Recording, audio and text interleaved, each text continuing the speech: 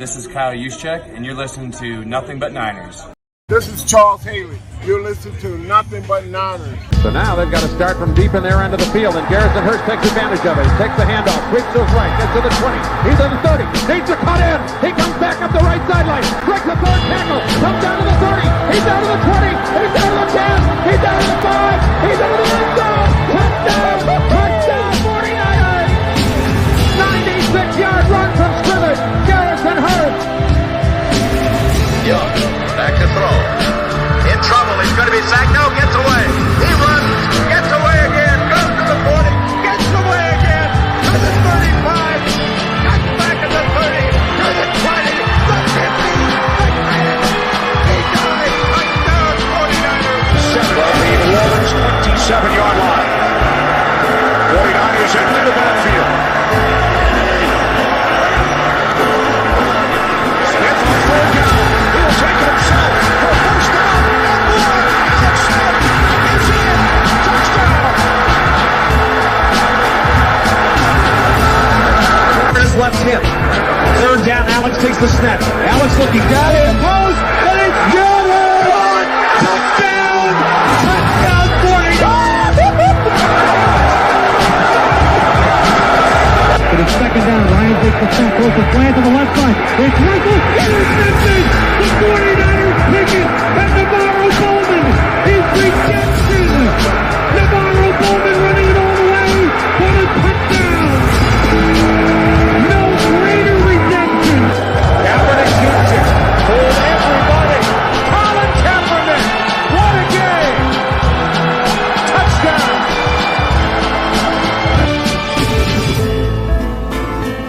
Yeah.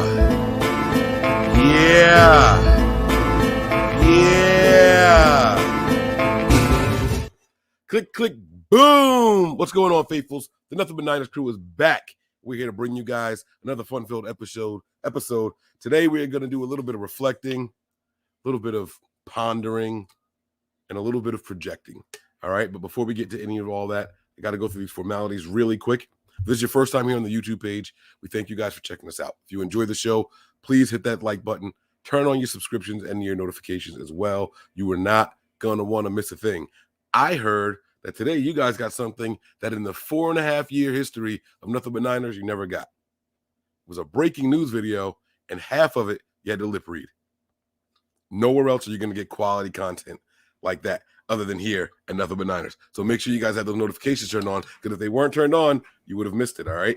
Give us a follow on some of our social media platforms. We have Twitter and Snapchat. Those handles are Nothing But 9 ERS. That is the number 9, Nothing But 9 ERS. We also have Facebook, Instagram, as well as Twitch, and that is Nothing But Niners, okay? Make sure you guys head on over there and give us a follow, okay? That Facebook group is crazy. We're doing some giveaways and stuff. Man, listen, you guys are going to want to get in there, I promise.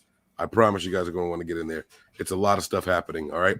And last but certainly not least, guys, we have launched our Patreon account, patreon.com/NB9ERS. Head on over there, get in, make yourself known. Guys, we're going to be bringing it over there, I promise. I'm your guy, 49ers Mike _NFL. To my right, pointing to my left, though, is my guy, Brian. He is Stater _9. B, what's going on, man? How you feeling? Good. Yourself? Mm-mm. You're not good? No, I'm still recovering, man. I hear you. Trying to recuperate. I'm trying to breathe. You know what I'm saying? It's not the same. I'm all congested. I got just gunk coming out of me, and it's nothing nice, man. It's nothing nice. But you know, I'm good. I'm in a good mood. I'm upbeat, and I'm liking a lot of stuff concerning even the team. So we'll get into all of that stuff. But how about you, man? How you feeling? I'm going through withdrawals. I'm missing some Miss Debbie. We hung out that weekend for the game, and it was just amazing. We had a good time. I mean, obviously, you know, me and Johnny were together first night, and yeah, we just had a blast the whole time. So it was great. All right. You put me on the ledge there. You got to play spades the week before, so I want to hear about it. It's cool. Hey, listen, man, I'm a little jealous. You know, I'm glad you guys had a good time, though. I really am. And, you know, that's what it is, man. The faithful family, You know, that's what we are, man. And it's really cool when people can get together and just sit down and relax. You know what I mean? Enjoy each other's company, and you create something based off of a common interest, that bond that's there, that's keeping you guys together. So I like that a lot, man. We actually got a couple of contributions pretty early, so let me see if I can get this one. Nick Donald made a contribution before the show even started. So, I mean, talk about commitment. Luckily for us, it was still here. He says, if Kyle starts Jimmy instead of Lance Sunday, what do you think that does to Lance's confidence and his development? I tell you what, let's start here. Let's start our conversation here. And I'm going to focus on just answering this question without expanding and expounding on other things, because I think those other things are going to come up naturally. Good luck. Yeah. Do you want to go first? Or you want me to go first? I wish you luck on that. You have a hard time sticking to the question, brother. I'm not as bad as Wayne. I mean, you'll be like, what color was the last Tic Tac you had? And Wayne will end up talking to you about his favorite song from 1989, sang by only females. Like I'm not that bad. I'm not that bad. But do you want to go first? Or you want me to go first? It doesn't matter to me. I mean, I really don't have a lot to discuss on this. I mean, I'll go first. So I don't think that if Jimmy does get the start, if they say his calf is mysteriously great, and then on Sunday he's ready to go to be the starter, then that's the decision Kyle makes. I'm going to support whichever quarterback he puts in there. But as far as what it does to Lance's confidence, I mean, from what we've heard from Lance say, you know, just the way he speaks, I don't think that it's going to have any effect on his confidence. This has nothing to do with his ability to be better than Jimmy or not be better than Jimmy. I think that the team has made it perfectly clear from the beginning of the season, whether people want to agree with it or not, that Jimmy was going to be the starter. And I don't think this situation was – I personally don't think that it was I'm faking an injury because I'm getting benched sort of ordeal. So I don't think that this is going to do anything to Lance's confidence because he got put in for Jimmy being injured. Like a lot of us suspected that early in the season, Jimmy would probably be injured. We talked about that, right? And I think everyone in the group said that we fully expect that Trey would start once Jimmy got injured. But if this is not a season-ending injury for Jimmy, then if Kyle still has confidence in Jimmy, then that's who's going to start.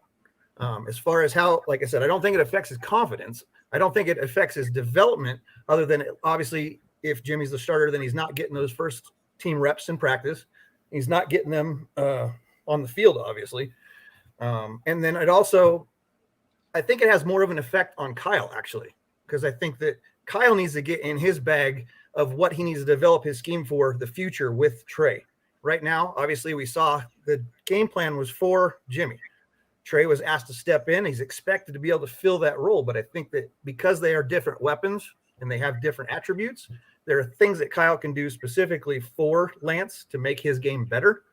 And I just didn't feel like there was any obviously the game plan was there, so they didn't change anything up. I thought at halftime, if he was going to come back out and start, that they would have kind of a different plan for him, but it still looked like it was the game plan they had for Jimmy. So I do think it kind of hinders his development a little bit, only because he's not getting those starts and he's not getting those reps. But as far as his confidence, I think that he understands where he is at, and I think that he's probably pretty good with it. I think he has accepted that. From my perspective, I feel like Lance has accepted that he is in the Mahomes role. Let me stand behind Alex Smith for a year, get my everything I need wrapped around, and make my abilities better. Granted, that's not going to happen through game reps at this juncture, but the more he can do that in practice and stuff like that, and when he does get put in the game for whatever situational type things, I think he'll continue to grow. He's going to use this year to just become better. And if it comes to the point where Jimmy isn't able to play and Kyle feels that Trey is ready to step in and become the leader of this team as the QB1, then it's going to be all on his shoulders. But that's going to be, I think that's more on Kyle changing his thought process and how he's going to scheme for Trey. I think it's more on him than it is on Lance, actually. I don't know I know I rambled a lot, but I haven't been on the show in a while. So, and he told me I was going to have a hard time sticking to the question. Oh, I didn't say I wasn't. I just said you don't either. So, no, my answer is I don't think it affects his confidence at all. If I understand the question. Hey, you know what, kid? I don't trust you to start, but I believe that Trey Lance has accepted that he's the backup. I think Trey Lance understands that he's not ready. I'm going to prepare to, and I will try my hardest to be ready to be the starter, but I think he understands that he's just not ready. And so as far as his development, getting back in the back seat and letting Jimmy go ahead and take the reins again is not a bad idea. It's not a bad thing. I'll tell you what, though, to piggyback on what Brian said about the game plan for Trey versus the game plan for Jimmy. We never heard that excuse when it was Jimmy and Nick Mullins or Jimmy and CJ Beathard. It was the same game plan, and they all prepared for it. So that tells us a lot that no one has mentioned yet, and we'll get to it later on in the show. But Kyle's clearly working on two different types of schemes and plans for these two different types of quarterbacks, which means that, in my opinion, there should be a third quarterback on this team that can come in when one guy goes down and can continue with that same game plan. So that's something else that we'll get into a little bit later. Are you looking for a quarterback that's an intermediary between the two skill sets, or one that matches closer to Jimmy? No, we knew that Trey Lance was going to be at least the number 2 quarterback. Right. And we knew that because of what we gave up to draft him. They're not going to practice squad this kid. I always said since we traded up to get him, and we knew he wasn't going to be ready during the prospect part.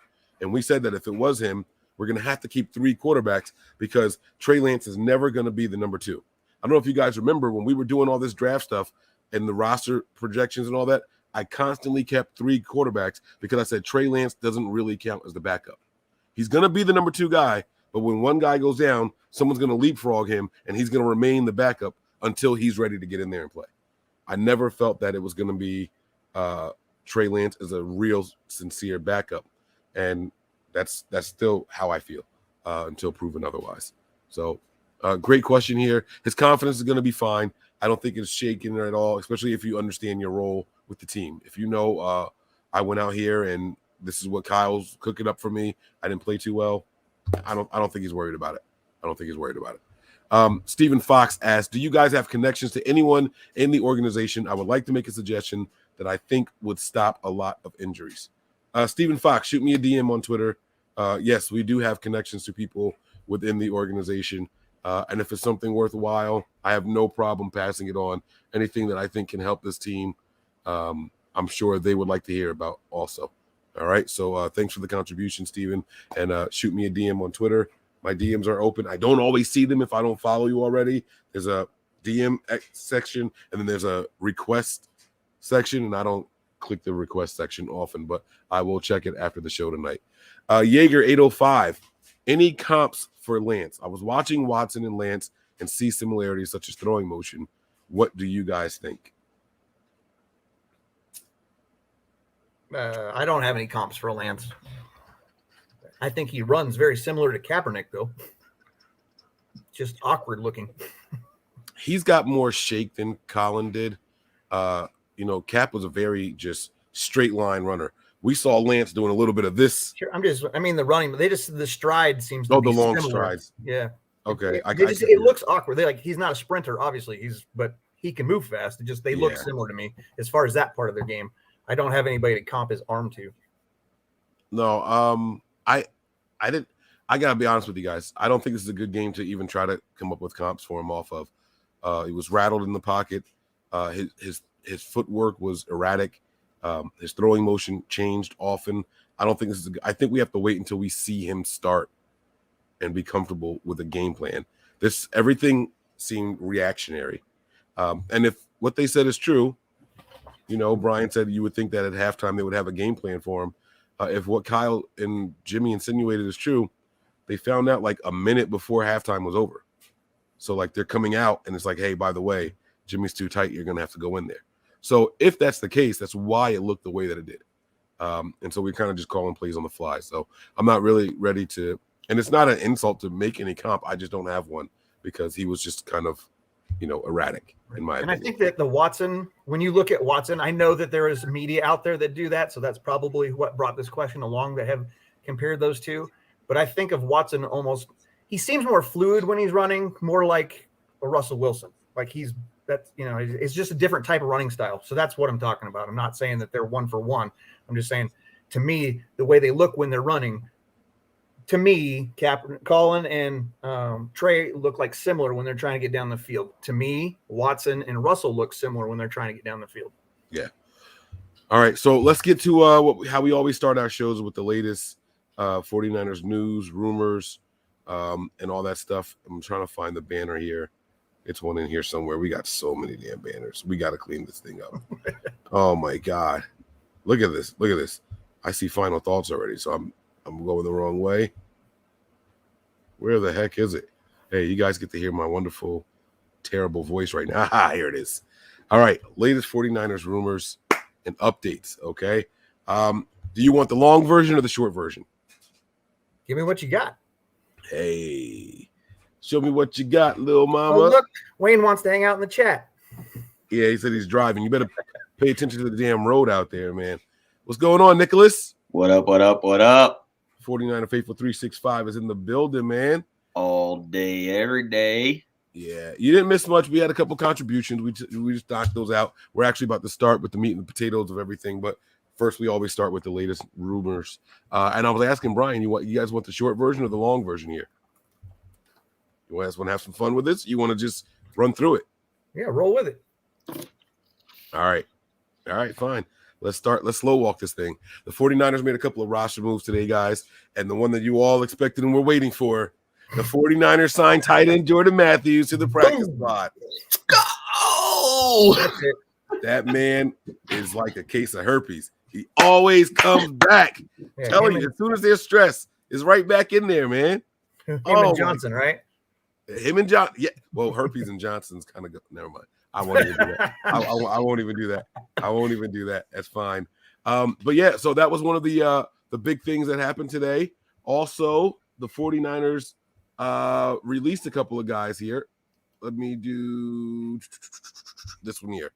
The 49ers terminated the contracts of running back Kerryon Johnson, linebacker Curtis Bolton, and running back Chris Thompson. All right. They did not protect any of their practice squad players this week. I don't even remember Curtis Bolton. Huh? I said I don't even remember Curtis Bolton. Hey, Michael Bolton, Curtis Bolton, it didn't matter. They weren't helping us, man. It wasn't going to make a difference. So the Niners let go of those three guys. I was disappointed to never see Kerryon Johnson get up. I'll be honest with you guys. I thought for sure he would have got a carry on this team before Niquez Patrick.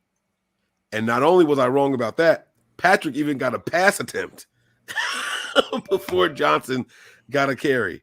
I mean, come on, man. But hey, what do I know? What do I know? Here are all the roster moves because there's a couple of more also. Here's a complete list of the 49ers roster moves for today. They signed kicker Joey Sly, and they put kicker Robbie Gould on IR.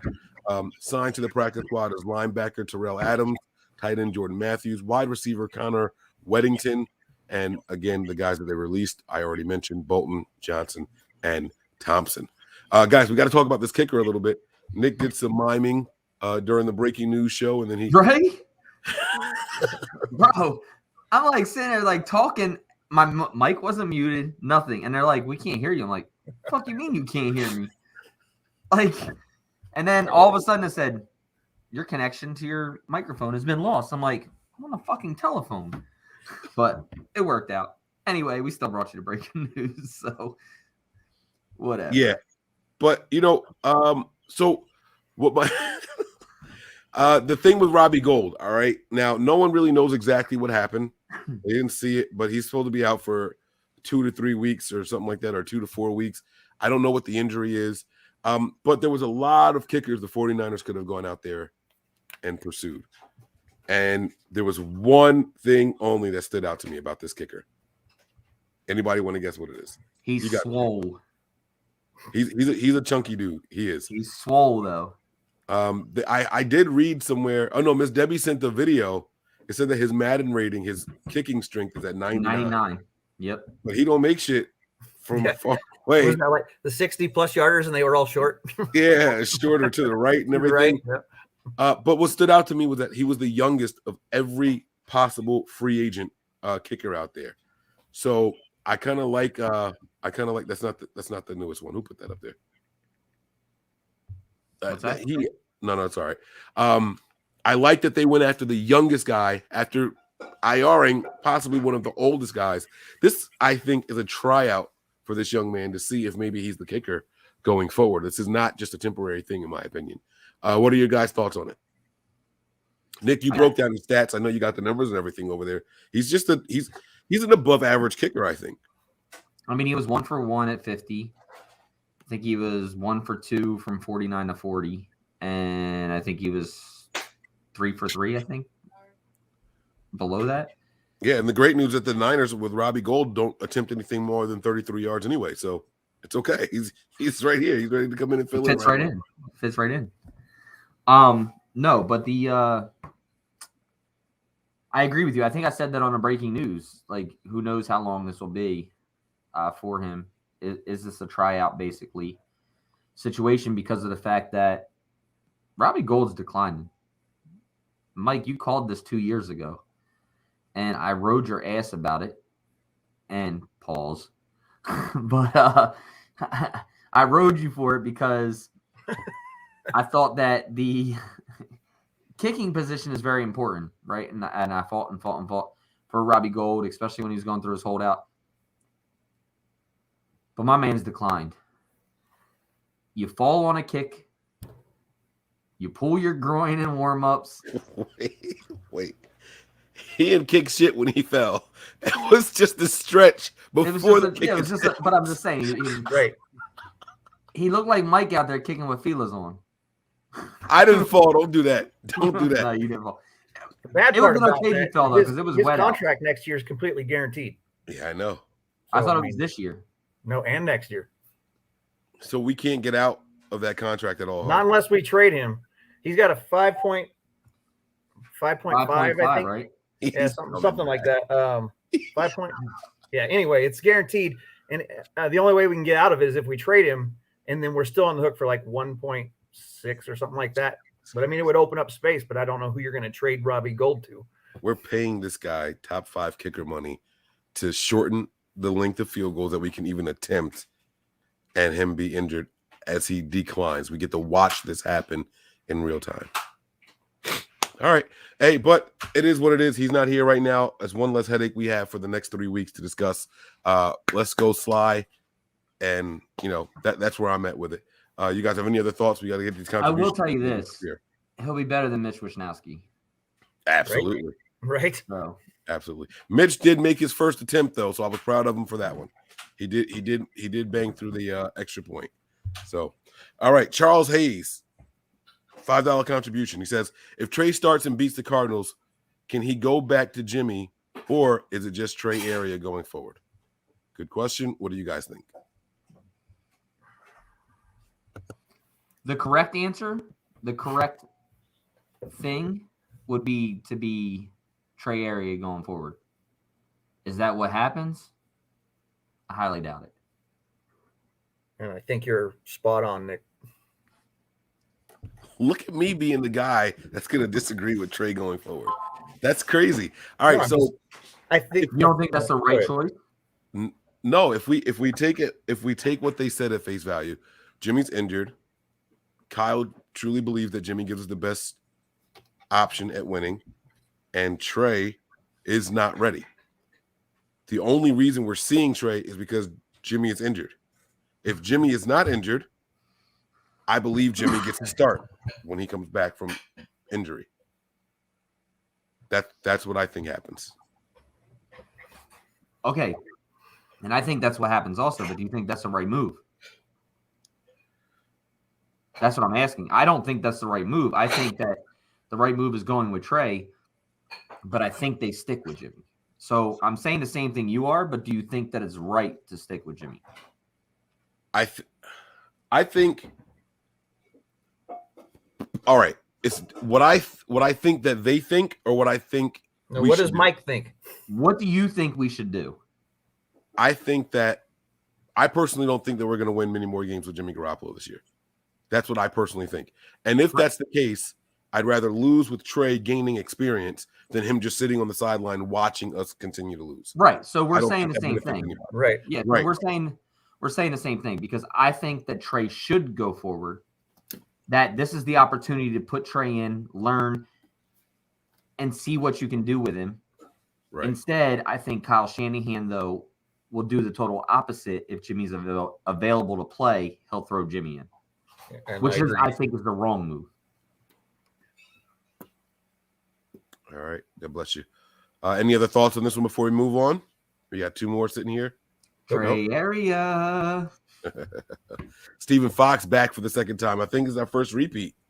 He says speed restriction parachute races. Everyone must do it. The losers will do another race between other losers, up to 3 races per week.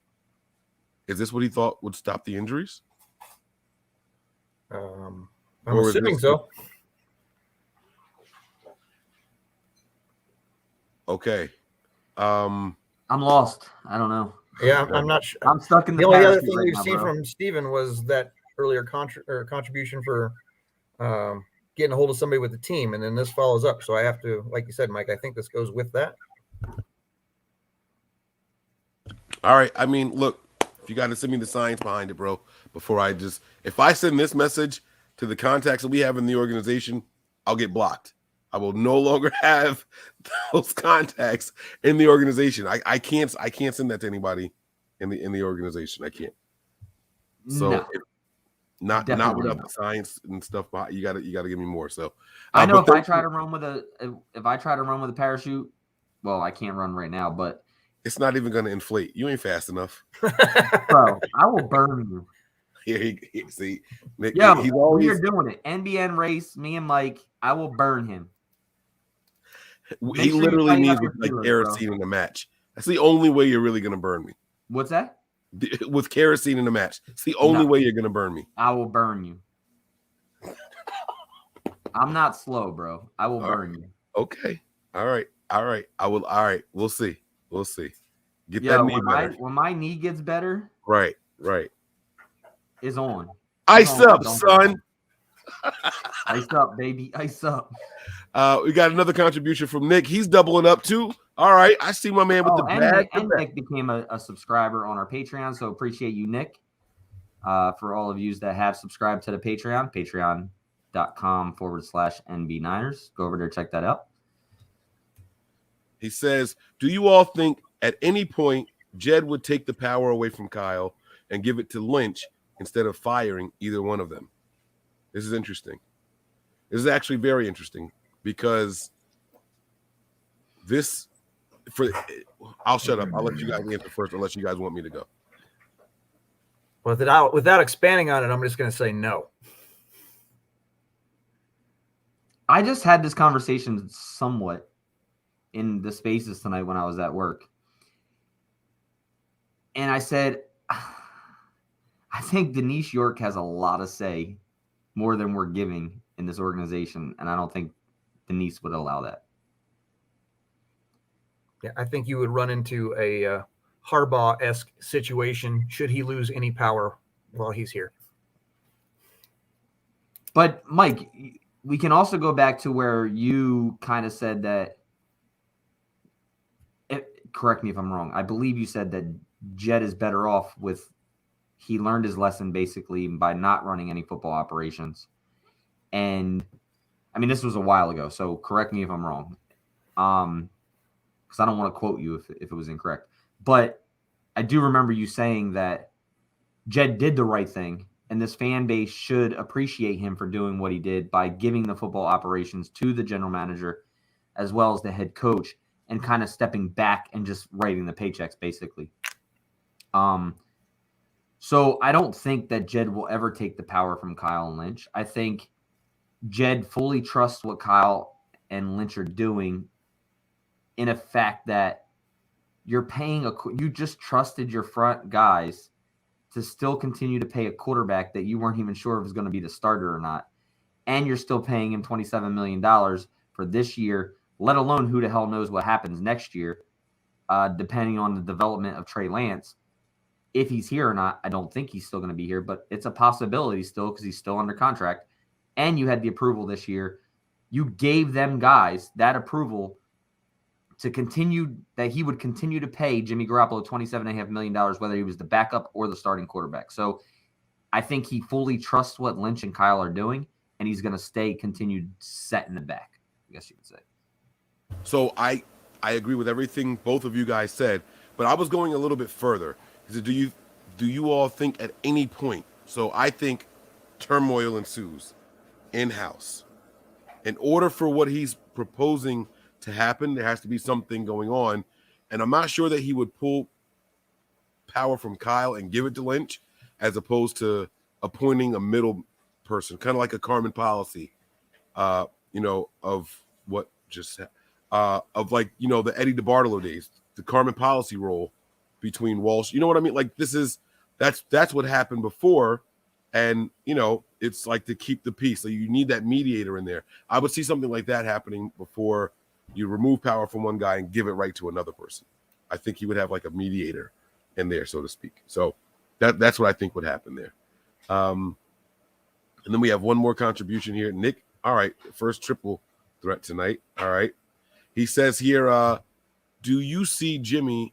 Oh, did you see Jimmy just sit on the bench and not talk to Lance at all? How is Lance going to learn anything behind Jimmy if he isn't even helping him? All right. Let me go first with this one, guys. Let me speak for myself too. When I say that Lance needs to sit and learn, I don't mean he needs to learn from Jimmy. He needs to have his head in the playbook. He needs to learn the plays that Kyle are going to call for him. He needs to learn his throwing motions, his footwork, tying it all together, the mechanics. When I say that he needs to learn behind Jimmy, it means behind as in not the starter. It could be anybody up there that's not him. He's learning behind that person, not learning from that person. There's a very, very big difference. I did not take notice of Jimmy sitting there and not interacting with him. I personally didn't notice it. But I'm not saying it didn't happen. I was just very distracted. We had a lot going on Sunday, man. It was a strange, our first Patreon episode, like the live stream, it was just strange. And so we were watching on like 2 or 3 different screens, and it was wild. So no, I didn't notice all the small intricacies that I would normally pay attention to. But Nick did say that he learned from it. So let's get your guys' thoughts on it here. What do you guys think? I mean, not that he learned from it. Nick said that he took notice of it. I don't know if Brian did. I think Brian shook his head also. What do you guys think? No, I mean, I didn't pay any attention to Jimmy on the sideline. So I did not see that. But I'm with you. I don't think that he's there to – I got an echo better than that. Wait, you got – Crazy echo. Test. Yeah, that's better. So I like Mike's saying, I don't think that he's there to learn from Jimmy. If anything, at some point, it's probably learn what not to do when he's watching tape, just because they're different quarterbacks. Yeah, you're not going to learn much from Jimmy. Look, football, you can dig into the books all you want. You can dig into all the tape that you want. You can dig into another person's brain all you want. But until you get out there and do it physically, you're not going to learn anything. You can learn how to be a pro from somebody else, but you can't learn how to execute a playbook without doing it yourself. And that's my opinion on it, right? It's the same as you can go out and watch somebody throw a baseball or throw a football, but that doesn't mean you're going to throw the football exactly the same way. You have to mentally prepare yourself as well as physically. You can go back and look at Jimmy sat behind Tom Brady for 4 years? He has some tendencies that Brady has, but the mindset, the playability, and the athleticism of Jimmy Garoppolo is totally different than Tom Brady. Doesn't matter who you sit behind. 2 years? Was it 2 years or 3? 3. But either way, it's not Jimmy Garoppolo's job to teach Trey Lance either. It's Kyle Shanahan's job to teach Trey Lance, as well as Rich Scangarello. Right. It's their jobs to teach and get Trey ready to where when he steps on the field, he can recognize things, but they can't execute it for him. So going back to – go ahead.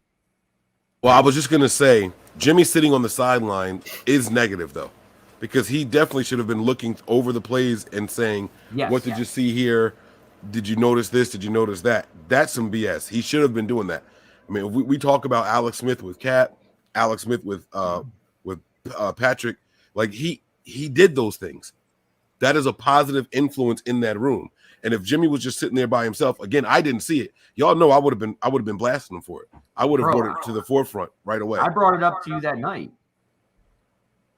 when I came on for the overreaction show, I said to you, like, did anybody even mention Jimmy just sitting by himself on the bench like he was a loner when Trey Lance was off the field and he wasn't saying a damn thing? We dug into Navarro Bowman for just words of what he was saying about Reuben Foster. We, as our fan base, was like, cut him. Get rid of him. He don't want to teach? Get rid of him.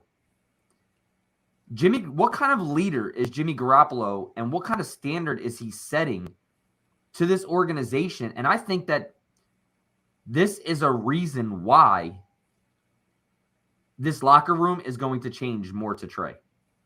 The leadership from Jimmy Garoppolo on that, dude, you should have, look, you're saying you're staying warm just in case something happens.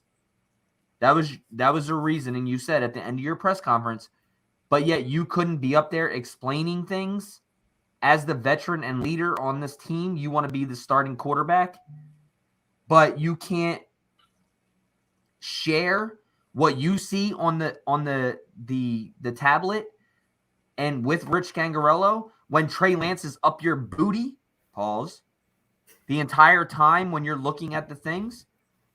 So yes, this is bullshit. Like, these are reasons why I'm falling out of love with Jimmy Garoppolo. Like, be a leader.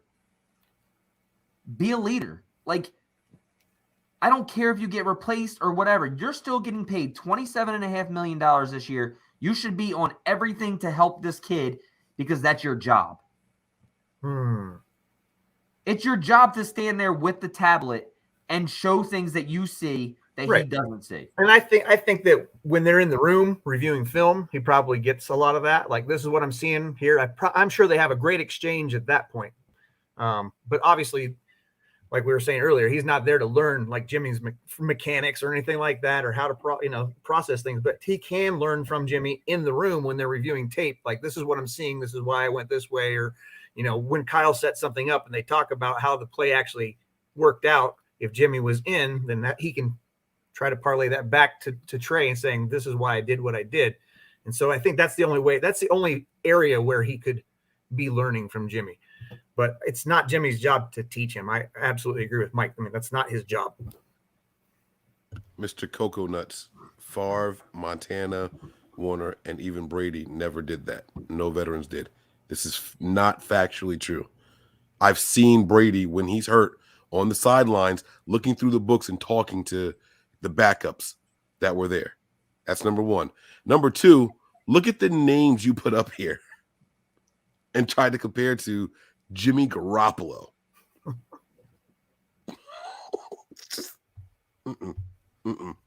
Not quite the same. Tom Brady may have never done it. Oh, no, he did. Brady did it. Mike, whatever Mike you have set up is echoing all over the place. Oh, you guys are getting echo from me? Yeah. Yeah. Right. Not from you, from us. Like, when we're talking, we hear echo, not from you. All right. Hopefully it's better now. What were you going to say, though, Nick? I didn't mean to interrupt you, but you said Tom Brady may have never done it, but you were going somewhere. No, I was just going to say, because Tom Brady was rarely ever hurt. The only time he wasn't on the field pretty much was when he was suspended and he wasn't allowed on the field. So, right. Well, he also missed that whole season with Matt Castle. Oh. Yeah, he the season with Matt Castle, right. And he was right there. Like, that's what I don't understand. Right, but he wasn't the starter then. Of course, he was injured. He can't be the starter. Jimmy was injured. What are we talking about? What just happened? No. I said Tom Brady, when Matt Castle was there, wasn't the starter. Yes, Tom Brady was the starter until he got injured, and then Castle came in. Oh, no, never mind. People were concerned it was going to be. I'm thinking Bledsoe. My bad. I'm thinking Bledsoe. Yeah. Oh, okay. My bad. People said that was the possible situation. It was going to be. That's my bad. I was thinking Bledsoe. Yeah. It's all good though. James Nyberg, thanks for the contribution. There was another one that's $9.99 that said, I completely agree with you, Nick. I don't know if we read it, but thank you for that contribution also. He says, I feel like if we don't win this game, especially with Trey, we might not make the playoffs. Can we let's there's a lot to discuss. I mean, look, this is the topic that the faithful care about. We can sit here and say as much as we want that we're tired of talking about it. We knew this was going to pick up the first time Trey touched the field. We knew that people were going to say Trey didn't play well, so we should stick with Jimmy. This is going to be an ongoing thing, guys. But here's where I would like us to start this conversation. I don't believe that Jimmy's really injured. I don't believe it. That's number one. I think Kyle came up with this plan. I think Kyle was disappointed that we were moving the ball and getting all these yards and then stalling so close to the promised land, right? I felt like Kyle, as well as the defensive players who have admitted as much on the microphone, that after 5 consecutive 3-and-outs, it was a little disappointing to see only 7 points on the board from the offense, right? I think that Kyle felt like he needed to try something, and the injury excuse makes it so that it's not a benching excuse. You bench Jimmy, you can't go back. If you have that Jimmy's injured, when he's healed, you can still say, I still believe Jimmy is the better option right now. And that gives you the freedom to go back to him if that's the case. I really think that's what happened. Looking forward, right away at the end of the game, Kyle said, we don't know what's going to happen with Jimmy. We'll see. Jimmy goes to the podium and says, it happened early. I was hurt. It was so tight. I couldn't do anything. Halftime, it was just too much for me to bear. But at the very end of his presser, he says, I had to stay loose in case I needed to go back in because we didn't have another backup quarterback. Well, which one is it, Jimmy? You were either good enough to go back in or you weren't. You can't say, I'm injured, take me out. Well, but if you get injured, I'm not injured enough to not play. That's not how it works. It can be if you don't have another quarterback because we didn't keep 3. So I'm saying in that situation, if his injury was to the point where it was impeding his abilities to do things, then yes, put Trey in. And if Trey gets a concussion and can't come back in the game, then we're going to have to hobble Jimmy out there if he was actually injured. There's an emergency quarterback. My counter argument to what? Say that again. There's an emergency quarterback on every roster. Sure. Juice is going to go out there and play quarterback? I don't know. Muhammad Sanu. Yeah, I think that Jimmy will be like, I think Kyle would roll with putting Jimmy limping back out there. I think that's just how it would work. But to counter what you were saying earlier, to play a little devil's advocate, if you will, you said that you didn't believe that Jimmy was injured. And everybody has their own opinions about that. If he wasn't injured, then why would Kyle use the excuse that we found out last minute and not have something else prepped if the plan was for Trey to keep going? So to me, that says that Jimmy probably was injured. It may not be to the same extent that would preclude you from going back in the game, and he may use it as an excuse. But if you're using that as an excuse, then you should have a plan to move forward with Trey for the game, and that obviously didn't see that. I actually have an answer for that. All right, so this is we saw the question earlier. You know how I am about my conspiracy theories. Yep, I get deep on both sides of the fence, right? So I actually thought about that. Why would Kyle say we found out just a minute before taking the field? They asked Deebo, when did you find out Lance was going to go in? Halftime. Right. He didn't say at the end. He didn't hesitate and say at the beginning. He said halftime. He didn't specify. They asked Lance the same exact question. Because we just talked about this. They asked Lance the same exact question. Well, when did you find out? Halftime, Then they tried to get it out of him again. Well, how soon in the just sometime at halftime, but I'm always trying to be prepared. So, whenever they call my number, he did a good job. He did the PC thing, right? Right. He said it goes too fast. Halftime goes too fast. I don't know when exactly. Exactly. But there's a big difference between 1 minute before walking onto the field, right, as opposed to halftime went pretty quick, so I don't know the exact time, right? So here's my logic behind it. If it looked like you tried to make the switch for Trey to the public, right? And Trey looked as bad as he did, because Trey did not look good, despite what people say. From the throwing mechanics, The passes were erratic. They were high. All the negative things we heard about Trey in preseason and in practices were very prevalent on the field, right? And I'm not knocking him for it because it was his first time going out there. Absolutely. I'm not upset about any of it. But it's clear that he wasn't ready.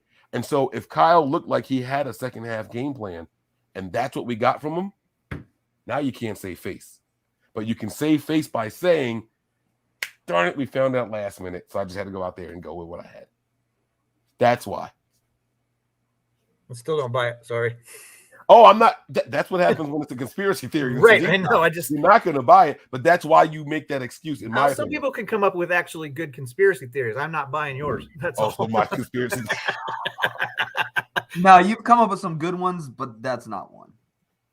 But I do agree with the situation where one person said it was when we came into halftime. Another person said it was right before they went on the field. George Kittle said something different. Deebo Samuel said something different. And Jimmy Garoppolo said something different.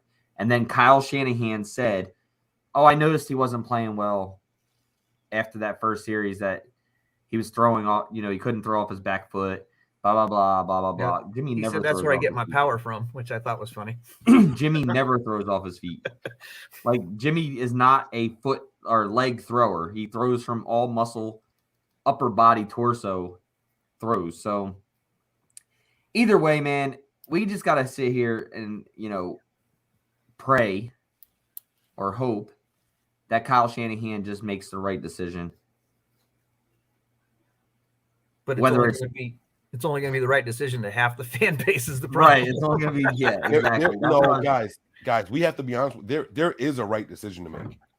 There is one answer that is the right answer. Doesn't mean the fans are going to like it, but there is one answer that's the right answer. And it's to do what's best for Trey. Whatever you think that is, that's what you should be doing. If you think it's putting him in there and letting him get physical reps, that's what you're supposed to do. If you truly believe it's letting him sit back and absorb the playbook that you're developing for him and work on his throwing motions and all that and develop him as a quarterback that is NFL ready, then that's what you're supposed to do. But that is the only correct answer. If Jimmy's healthy enough to play, he's earning that money, get your ass out there and go do it while I do what is best for this franchise. If Jimmy's hurt, then obviously you got to do what you got to do to adjust. But when Jimmy gets back in here, you stick to your plan and you do what's best for this young man. That's the best answer. That's the real answer. That's the only right answer.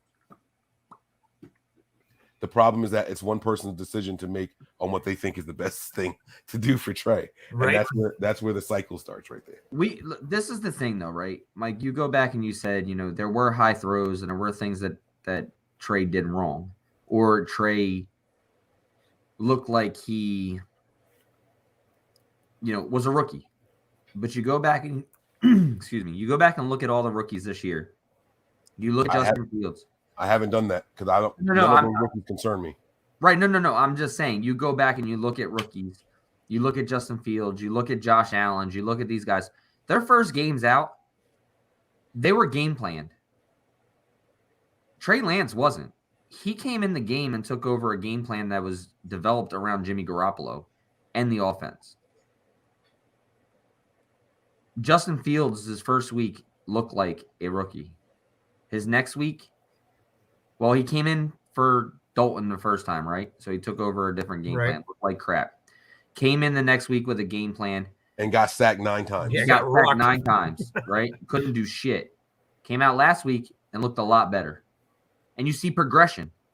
And that's what you're going to see with Trey. You have to be able to want to give him that opportunity. Look, you traded a shit ton of capital to draft this kid. And you cannot sit back now when you're 2-2 in one of the best divisions in football, all mobile quarterbacks, and your offense is stagnant. When you're an offensive genius, your offense is stagnant, and you have the answer sitting on your bench to get a spark going with your offense. Trey Sermon was brought here to play with Trey Lance. That's exactly what he did at Ohio State. He's an RPO running back. You look at Aaron Banks, he's the type of guard that played in the same system that Trey Lance played in, to where he's utilized. Elijah Mitchell, same thing. Brandon Ayuk is a receiver for Trey Lance. And you have a lot of things that are on your team right now, and these are reasons why you went and drafted Trey Lance as well as drafting a running back while they're sitting there still, when we would have never guessed that Kyle Shanahan would draft a running back. Not only do you draft one, you draft two. Trey Lance needs reps. It's the only way the kid is going to learn. If you don't put him in this year, and let's just say you put Jimmy in, Jimmy stays healthy, this team doesn't make the playoffs, which right now I think that they're not a playoff team playing the way they are with a stagnant-ass offense. Until they get their offense up and playing better, their defense is going to stay mediocre because they're tired and they just can't do anything. You need that complementary football, offensively and defensively. If Jimmy Garoppolo stays in and you don't make the playoffs, you have just wasted an entire year of development for your rookie quarterback, who is going to come in next year and is going to be another developmental year.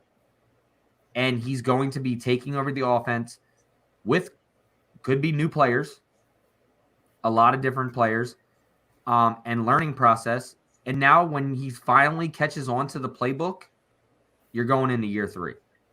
So you wasted 2 years, the third year being hoping that he has everything under control. So get him in there now. Like, you're 2-2. You need a spark on offense, and you need something to help with the defensive side of the football too. And that's execution on the offensive side. So I just want to ask something real quick. So we can say that obviously Jimmy and Trey are two different styles of quarterback, correct? Now, if you're the head coach of a football team, why having Jimmy as your starting guy, and you don't keep 3 quarterbacks on this damn roster like we should have, I think. Why do you not have a game plan? Because you know that Jimmy's injury prone, or he seems to be, right? You have to have something in your backup plan for Trey to be able to roll with all the time. If he can't play Jimmy's playbook, he has to be able to have – Kyle needs to have something for Trey at all times. Otherwise, you're leading him to not be successful. This is what you and I discussed before Nick jumped on earlier, and why I said all offseason that there were going to be 3 quarterbacks. I did too. I stuck to my guns. I said Trey's going to get that backup position. He's not going to really be the backup, though. There needs to be another person, because when he's not ready, there's going to be someone that leapfrogs him. Whether it be, when at the time we thought it was Josh Rosen. I think we were all in the Josh Rosen for QB3 train. We didn't think Sudfeld was going to beat him out until that one highlight play, and I was like, "Oh, Sudfeld's going to win that job." But you know what I'm saying? But like, that was to me, that should have been the plan. But when they didn't keep a third quarterback on the active roster, I said, okay, maybe Trey is further along than I actually thought. But what I saw out there from him in throwing and all that, he's not as far along as I would like him to be. I'm not looking for a finished product, and I'm not disappointed with what I saw either. So I want to make that clear. Right, because we can't sit here and judge what he looked like when he gets 2 to 5 snaps in practice. Like, he's not running what this offense runs, and he doesn't have like we just talked about this earlier. Like I said, you can stare at all the tape you want, and you can watch as much tape as you want, but until it's really physically in front of you and you can diagnose everything in the situation, you're not going to learn. You'll learn defenses and what they're supposed to do, but until you can see everything on the field and learn how to go through your progressions and learn how to go through things, Jimmy Garoppolo still hasn't learned. He's still making the same mistakes that he was making in year 1 with San Francisco as he is making now, throwing to the linebackers, throwing to not see coverage. Like the one play that the Diggs made was a great play by Diggs, right? But Diggs read that the entire time. Jimmy went from that was his first read. He went from him all the way to the right, look, nothing, and then seeing Jimmy open or George getting open on a break. So he just went there and threw the ball, but Diggs was on it 100% the entire time and made a great play. But you also gave that away that you were staring at George Kittle. So I don't know, man. It's just, to me, I agree with you, Mike. I think there were things that he needs to work on, and you can obviously see why he's not starting right now. But there also has to come a time that you have to take the bumps and bruises and you have to learn on the fly and let the kid learn and play. Well, the topic that you wanted to discuss is gonna break that down. So we're gonna get to that. Let me unmute Tony. I muted him so I could pop him in here. I know that he's got a lot to say on this topic. Tony, you there? Hello, resident GM, are you there? Going once. Come into the light, Caroline. Going twice. Tony, we can hear your background. Yo, bro, you okay? How can we hear his seatbelt and he can't? He said no comment. He said, "I'm not going into the light, bro." Nick Donald. Okay, no, but Nick is dropping an entire paycheck tonight, bro. Is this 4? 4, yeah, I think so. If you notice, Lawrence and Fields play better and better after each game. The game is starting to slow down for them. Imagine what Lance could look like at the end of the season. So do you want we can get into this now because this is also going to go into what I was going to say. I think we're asking a lot of Kyle Shanahan. And what I mean by that is this. We all just sat here and said that if we think we're going to lose these games, you might as well put Lance in anyway.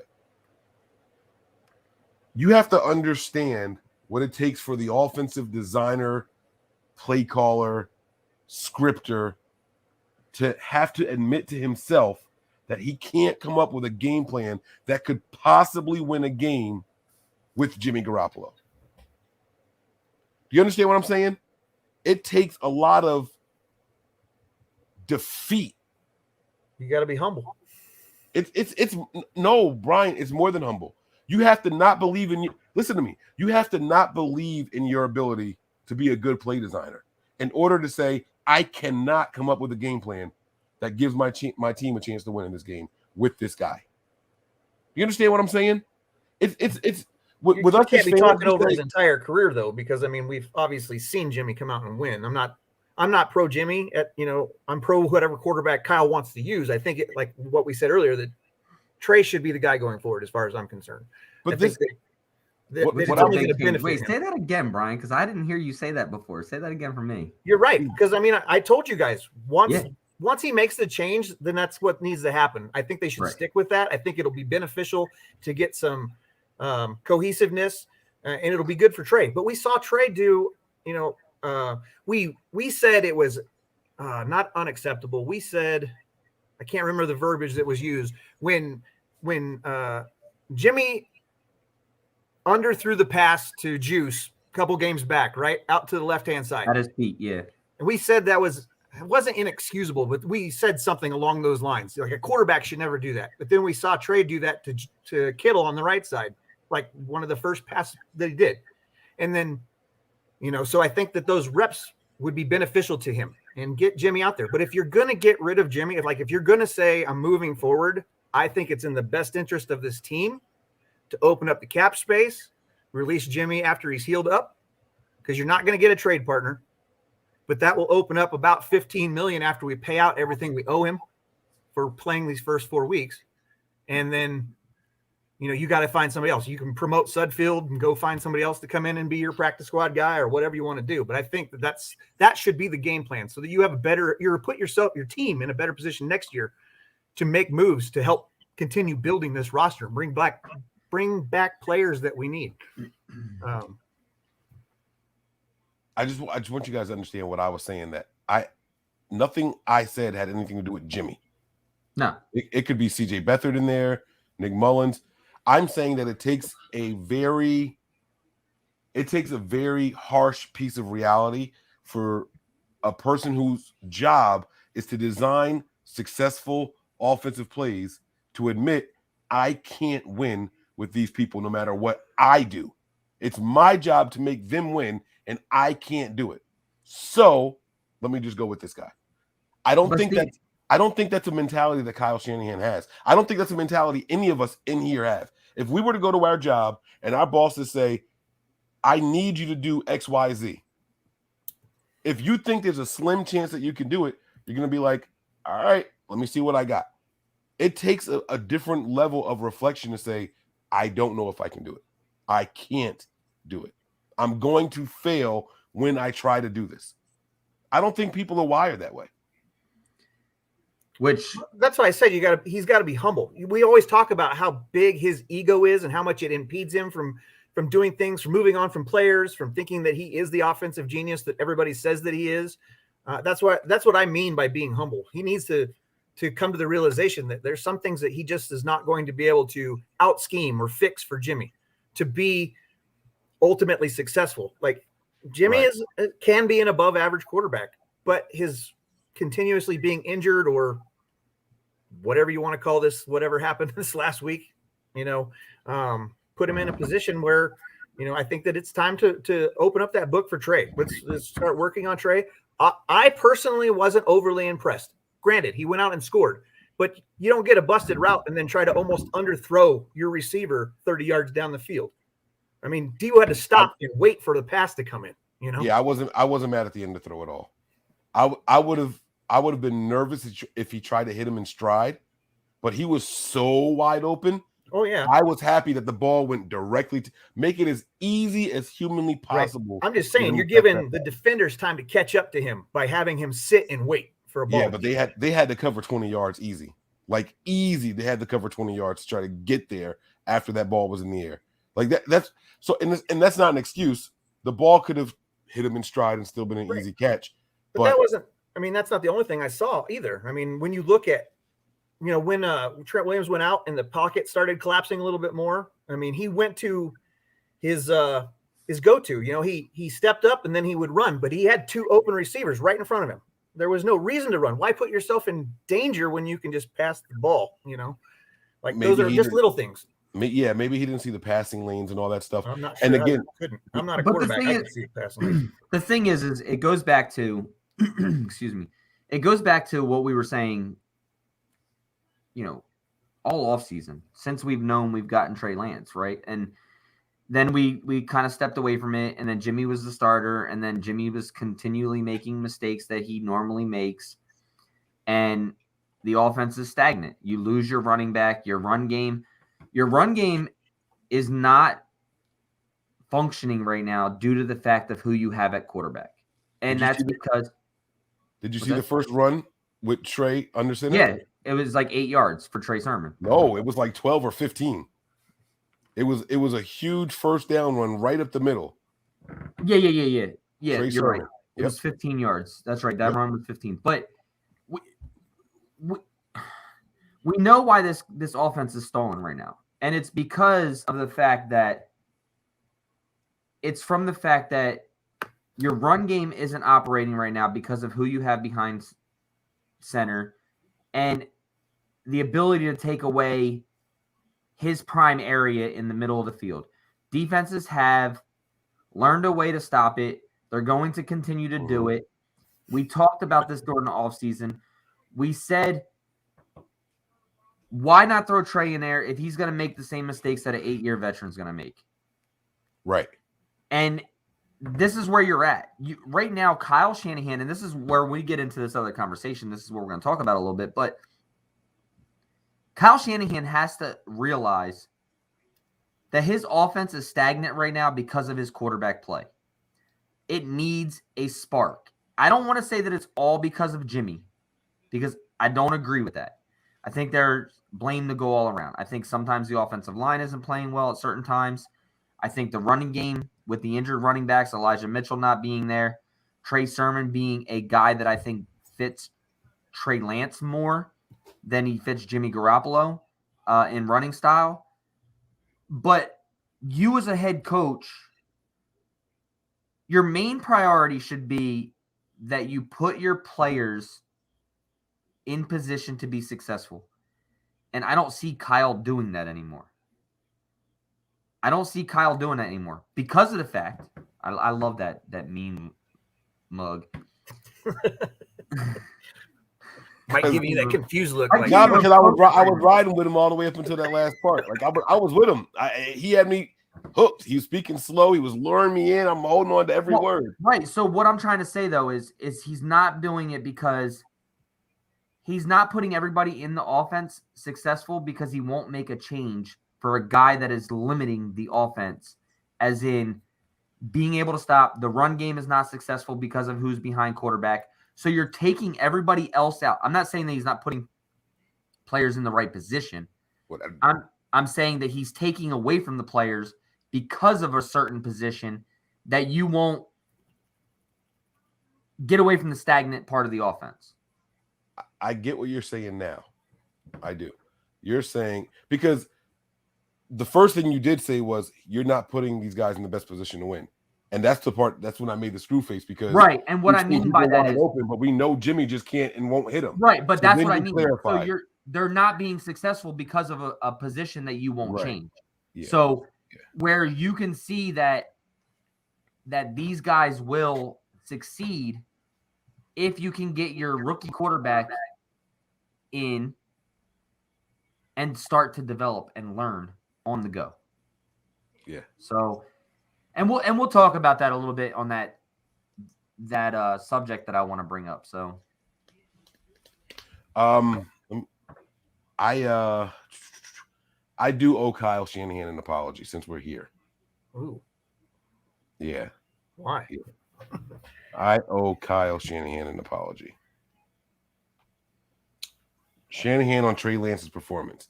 It looked like a typical first game. That's why he's the number 2 quarterback. And I came in here and I blasted him. Yes, and you did. I was pissed. Oh, I was going the F off. And then I rewatched the game and I was like, damn, this dude did not look as good as I thought he did. He looked like a rookie. He looked like a guy who shouldn't even be your backup quarterback, if we're being completely honest. He made some plays. He did. And he made some throws. Right? But there were more bad throws than there were good throws. And there weren't throws that were like leading and hitting people in stride and all that. And again, I'm not trying to bash the kid on his first serious playing time. I understand why it looked the way it did. But I was mad at Kyle for saying what he said. And Nick was like, Mike, I think you're tripping. Kyle's just being honest. And I was like, man, F that, da-da-da-da-da. I was going crazy. Kyle didn't even want Trey. He wanted Mac Jones. I never said that. You never heard me say Kyle wanted Mac Jones. No, you said Kyle didn't want Trey. Yeah, I said maybe I'm starting to think he didn't want Trey. Yeah, but I never said I never, ever said that. But Kyle was just saying what it looked like. And it was to the point where it says it in the quote. It looked like a typical. Yes, I kept saying that to you. Yeah, and I was killing him. So my bad, Kyle. It did look like a typical first game of a 21-year-old guy who has not played in the NFL before. It did. And that does not mean that the ceiling isn't still just as high as we thought it was. Doesn't mean that Trey won't and can't improve, because I truly believe he will. But I had to apologize. Like, I was so serious about apologizing to Kyle. After the show is over, I go back and I delete the clips that we put in, the pictures, right? When the show is over. I had to go and find that tweet again and crop it out all over again and put it back in there just so I can get this apology off. So, yeah. Now, I mean, we can get to what you want to talk about now, Nick, if you want. It's up to you. I mean, I'm ready. I don't think Wayne is jumping in tonight, guys. It's already really late. So, yeah. So, I mean, I'm riding around at work today. Knee all swollen. I'm actually hurt, unlike Jimmy Garoppolo, but no, I'm just joking. Riding around today, and I'm thinking, and I was so frustrated, right? Because I hate Seattle. And I'm just thinking back, like, what the hell is going on with this team? The defense looks like garbage. The offense looks like garbage. We can't score more than 7 points in the first half. When was the last time we ever sacked Russell Wilson 3 times in an entire game, let alone first first drives, negative 12 yards, right? Bro, So we then I'm were like, on his ass. yeah. And oh my God. And they were huge sacks, like third down sacks, right? So I'm sitting there thinking, like, when the hell was the last time we even sacked Russell Wilson that many times? I just want to say really quick, and then I won't say nothing else. I think that our defense was as successful against him in that first half because of practicing against Trey. Oh yeah, absolutely. I agree with that. I agree with that. So I'm sitting there and I'm like, what is going on with this team? So I go into our text message and I say, guys, I think we should do a show focused on the team, right? And I think the headline should be underperforming or underprepared. So I ask you guys, is this team underperforming talent-wise, or is this team underprepared because of coaches?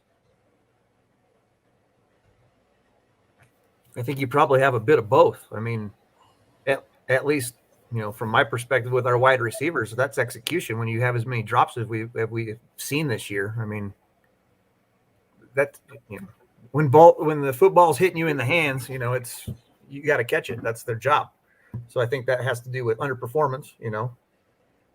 It does feel like maybe I was expecting too much out of our defensive front, like 19, where they just seem to be tearing everything up. And I don't feel that momentum for us this year, even though we're still getting sacks and stuff. I expected more, especially when we went against certain teams like Green Bay. You know, I expected that we would eat up that left side, but we didn't. So, but I can't, you know, you got Bosa coming back off injury, but everybody says he's better than he was before he was injured, but I'm not seeing that. I'm also not breaking down 22 tape, but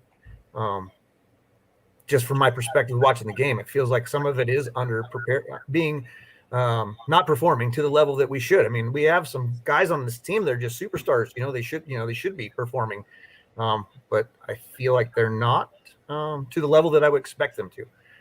But you're absolutely right. I'm sure there's facets of this that are underprepared. You know, I think that if you have two quarterbacks on your team, you need to have a prep. Even our head coach should be, and our OC should be working together to make sure that there's a separate plan for Trey in case Jimmy gets injured. And it didn't seem that way. That's a preparedness issue. Tony, you want to go? Yeah, I'll go. I think they did have a separate play for Trey Lance because you saw them implement the pistol offense. You don't see that with Jimmy. So I think they do have something on that call sheet in case of emergency. Maybe, granted, it's not as extensive as it would be if he was a starter, but I think they're definitely prepared in case of an emergency like that. As far as Bosa and the defensive line, I think the defensive line had one hell of a game. This game in the first 5 to 6 drives where they were harassing Russell Wilson and getting, I think 3 sacks maybe, or 3 sacks. So I know Bosa had 1 and Ford definitely had 2. Right. So as far as Bosa, I just feel that Bosa's getting double teamed a lot. He's getting cracked on by the wide receiver or the tight end that's flexed off the line of scrimmage. I mean, we saw it all game versus the Eagles. The Packers did it. I saw a couple times where Seattle did it. Not as much as the other teams, but I mean, listen, they know where it's at. They know that they cannot let Bosa come off that edge with a full head of steam.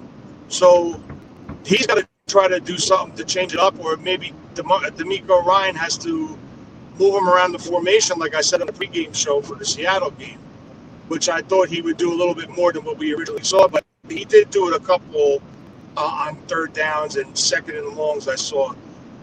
As far as the coaching and whether it's being unprepared or underperforming,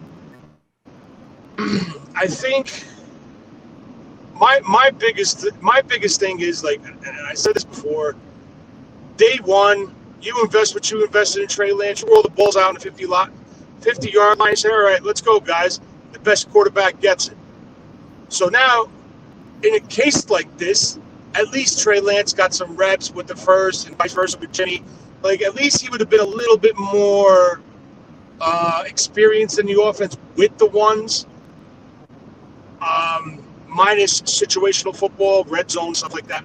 So I do see where that's my biggest thing where Kyle, I think, dropped the ball with these two.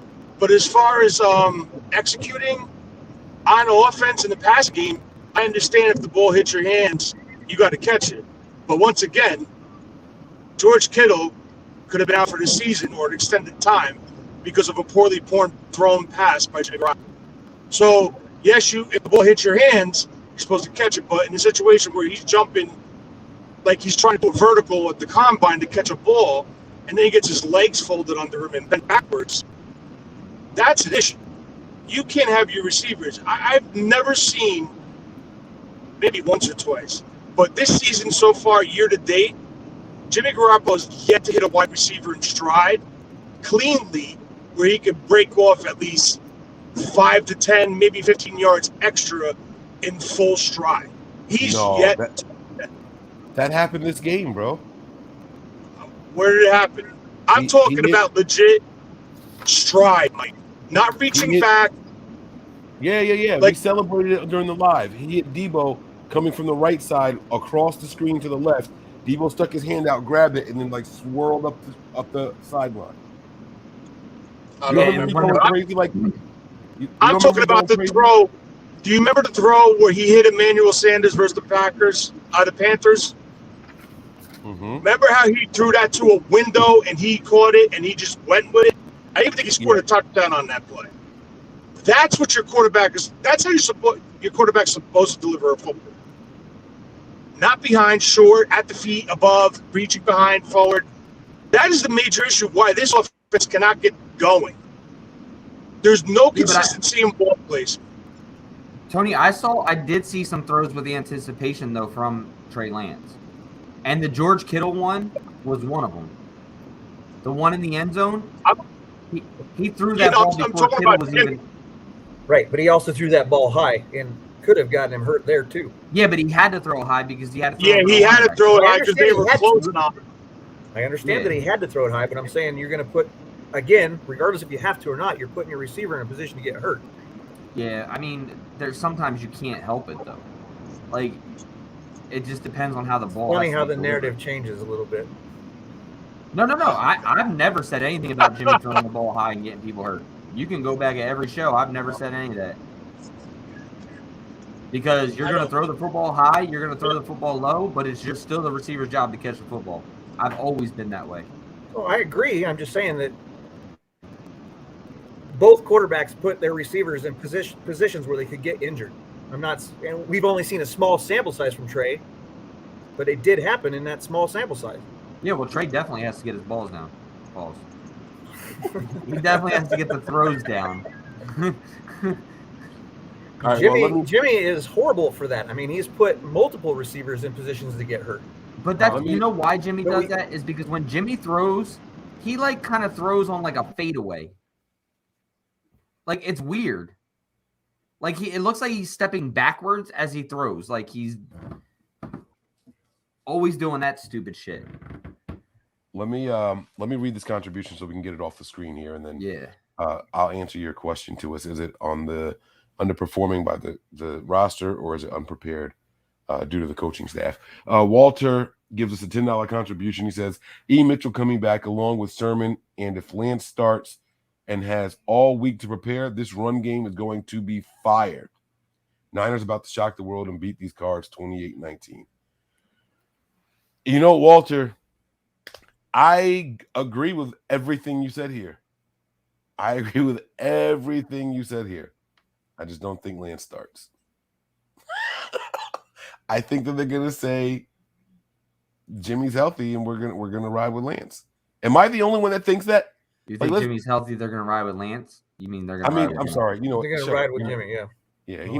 Nick knew what I mean. He couldn't wait for me to fuck up just one time. Goddamn. Yo, it drives me nuts when I'm listening to a podcast and people call people the wrong names and they just keep going, and I'm just like, I wonder if they realize they did that. Because I call them out even when I'm listening to them, like, motherfucker, you just said Trey Kittle. Like what? What am I the only one that thinks that they're gonna go with Jimmy? No, I absolutely think that they No, will. I mean, I said that in the beginning. I think it's the wrong decision, but I think that Right. I mean, I think they should roll with Trey, but I think Kyle is still going to stick to his guns and stay with Jimmy if Jimmy can go. I honestly If Jimmy's truly not hurt and Jimmy is able to go, I think they go with Jimmy. Not that it's the right decision. I think we legit get 6 yards a pop if it's Trey, Mitchell, and Sermon in there. Sermon looked really good while they were running the rock with him with Trey back there. He looked good before, and this was the game that we were waiting to see.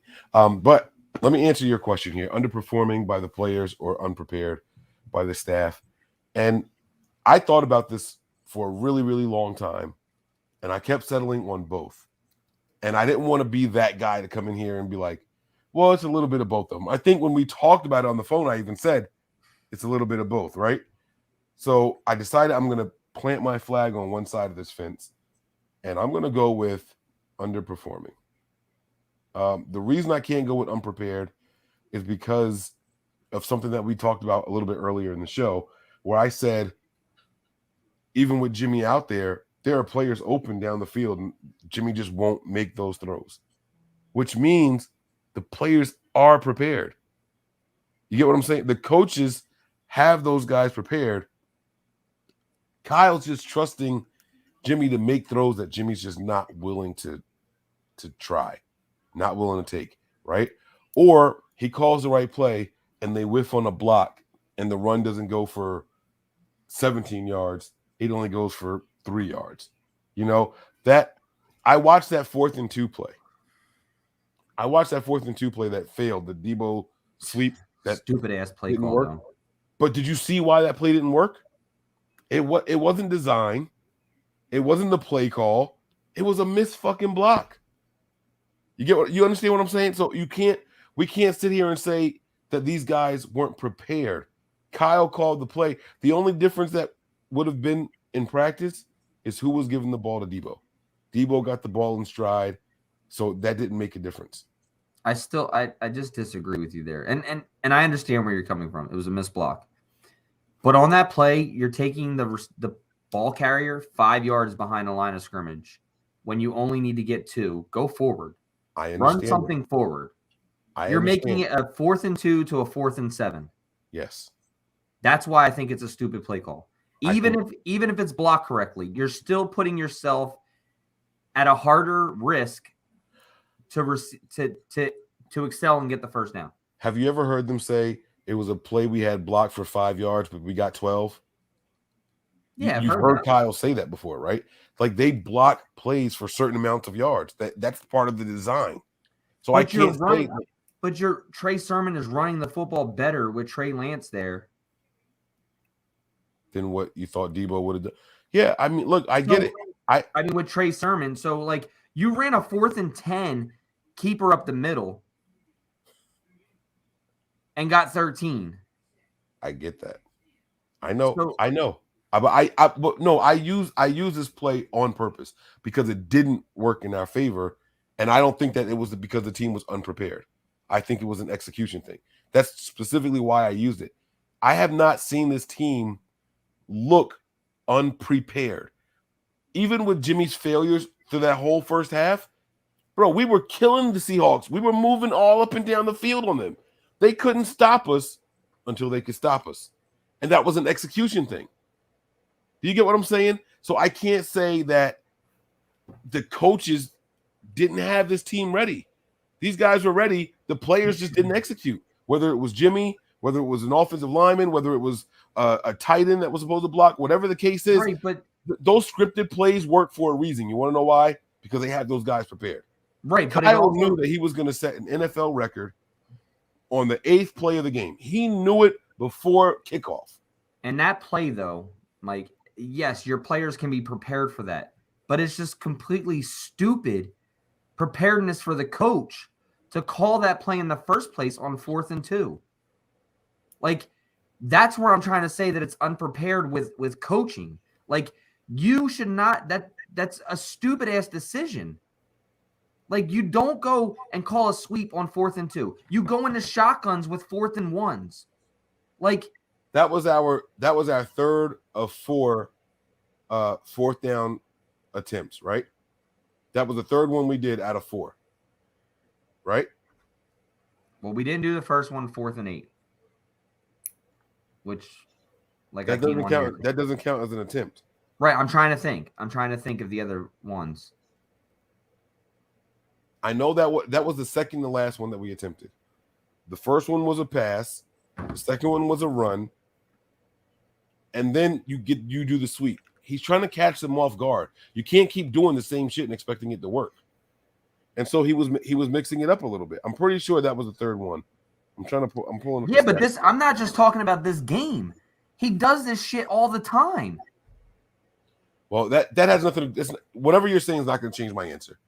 No, I know, I know, but I'm just saying that to me is unprepared. Like, that to me is with under Kyle Shanahan, and that's a bone that I have with him right now lately, because you're either you're stupid because you don't go for it, or your ass is dumb because you called a wrong damn play. I don't know how many times we've come on here like, why would you run that on 4th down? Yeah, but like, all right, all of us. So no, you're good. Go ahead. That's what I'm trying to tell you, that if the block wasn't missed, it's an easy first down, and it's a big gain, because once we get past that first section, it was just green grass because of the design of the play. That was probably a touchdown if he gets through that first little scrummage there. That's what I'm saying. And so if they don't, guys, think about even the Super Bowl play against the Falcons. I hate bringing this one up, but if that running back makes that block for Matt Ryan, it was an easy touchdown. Easy touchdown. If they don't execute the plays, guys, then it doesn't matter what plays are called. You got to execute what's called. I can't call you unprepared if I see the design and it looks like it's going to work. I can't say it's unprepared. That's what, and this is me trying not to say it's both, by the way. Just so I know it is. I'm sitting here saying, it's underperforming. It's the players not living up to their end.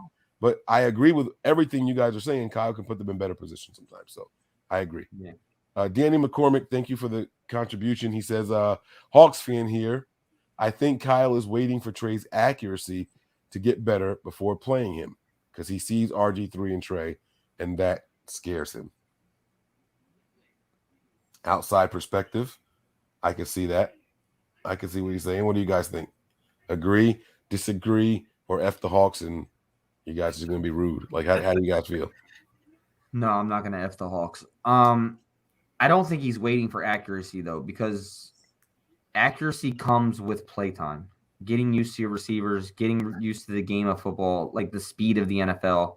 It's a huge difference due to the collegiate career. You're not going to see accuracy. Like, yeah, you may see accuracy at practice, or you may not see accuracy at practice, but you're going up against your team. They know what's being called, right? Usually they know what's being called. They play against it all year. I'm not going to say that he's waiting for accuracy. I really think that he's waiting for consistency, guys. He's waiting for consistency. Yeah. That's the thing. Like, is consistency going to come without being able to play to be consistent? Yeah. Does consistency come without repetition? That right. I don't know. Right. That we don't know. And that's where we're kind of arguing about. Yeah.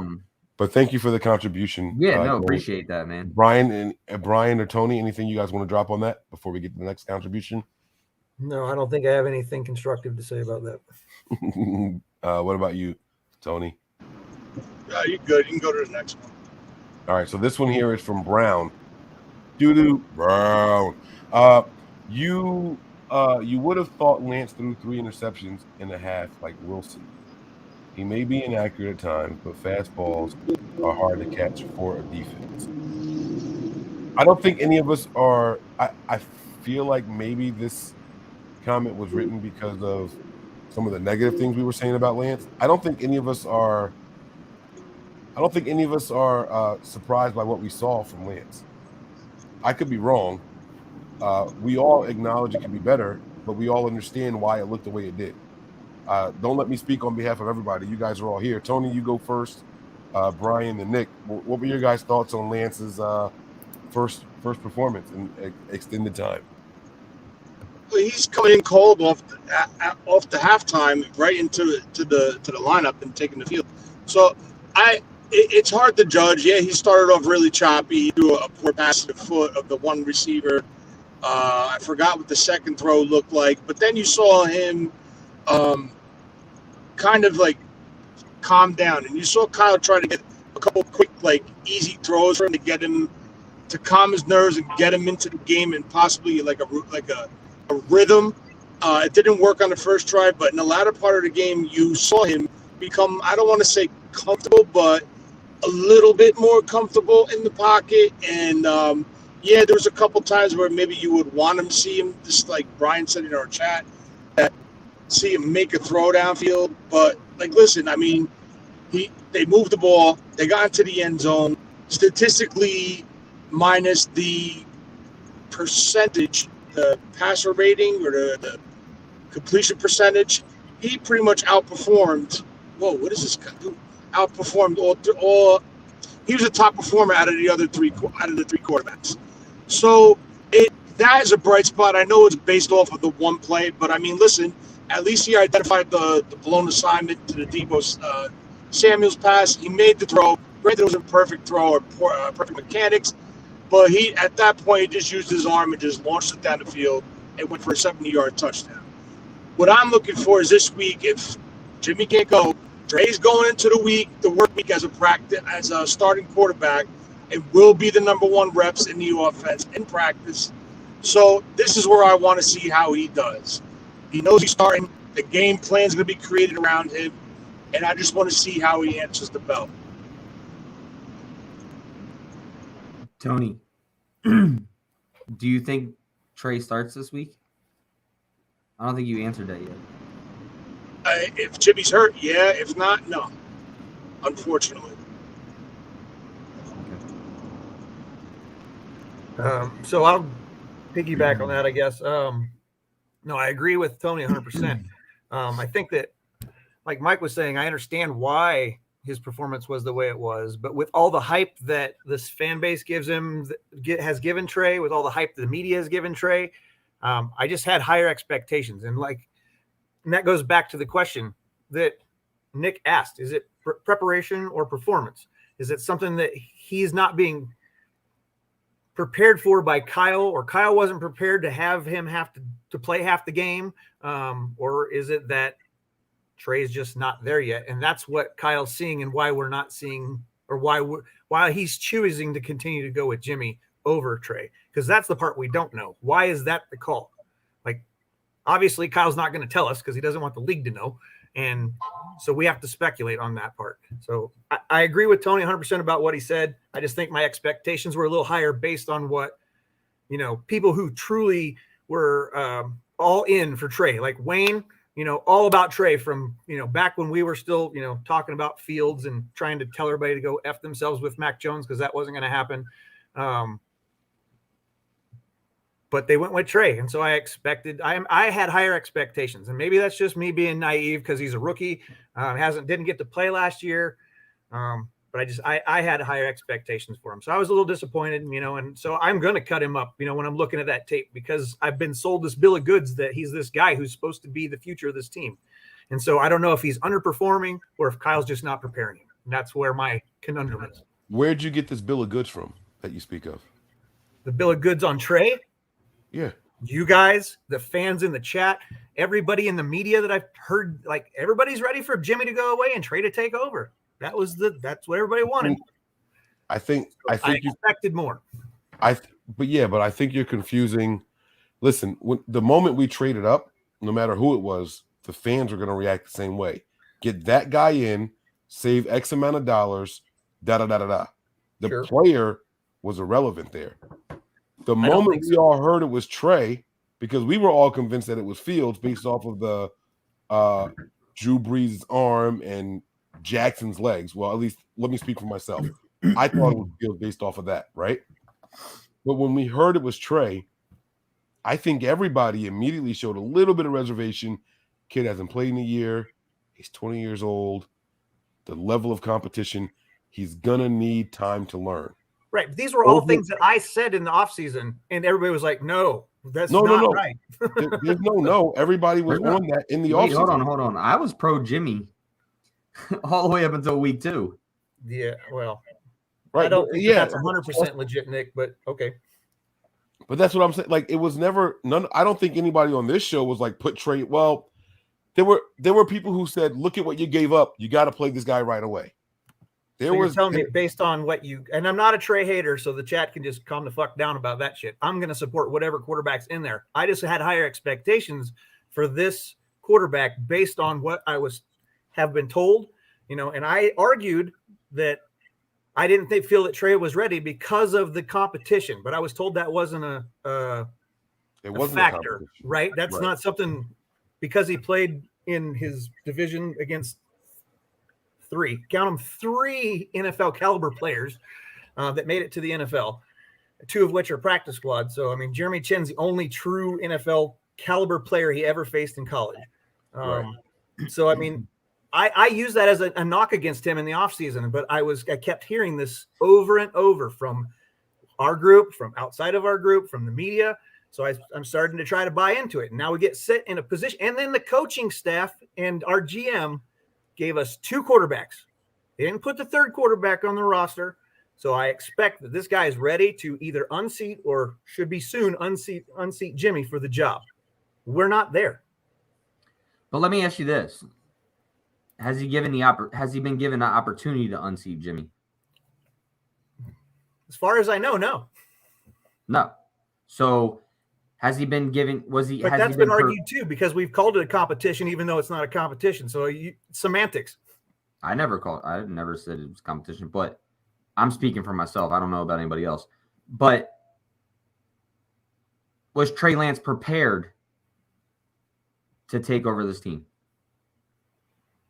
I don't believe he was. And that's why I said that it's a little bit of both throughout the whole team, but from specific. Right. So, but that's why I'm saying, so your people's expectations shouldn't have been as high. Like, we know this kid hasn't played football in all year, but you also have to understand that he's a rookie playing his first game. And how many times have we been, or at least I've heard it on this show, that we can still get to the Super Bowl or maybe not win the Super Bowl. We can get to the playoffs with Trey. We don't need Jimmy. I was told that several times from this group of people. And I still believe that, by the way. I do believe that we can win postseason games with Trey this year and even win the Super Bowl.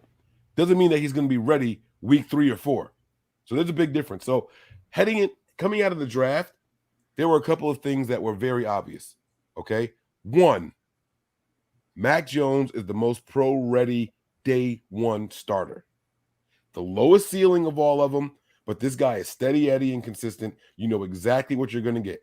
If you're looking for a guy to start day 1, you get Mac Jones. He's going to be boring as fuck his entire career. But he's going to be ready to start day 1 because you're going to give him a playbook.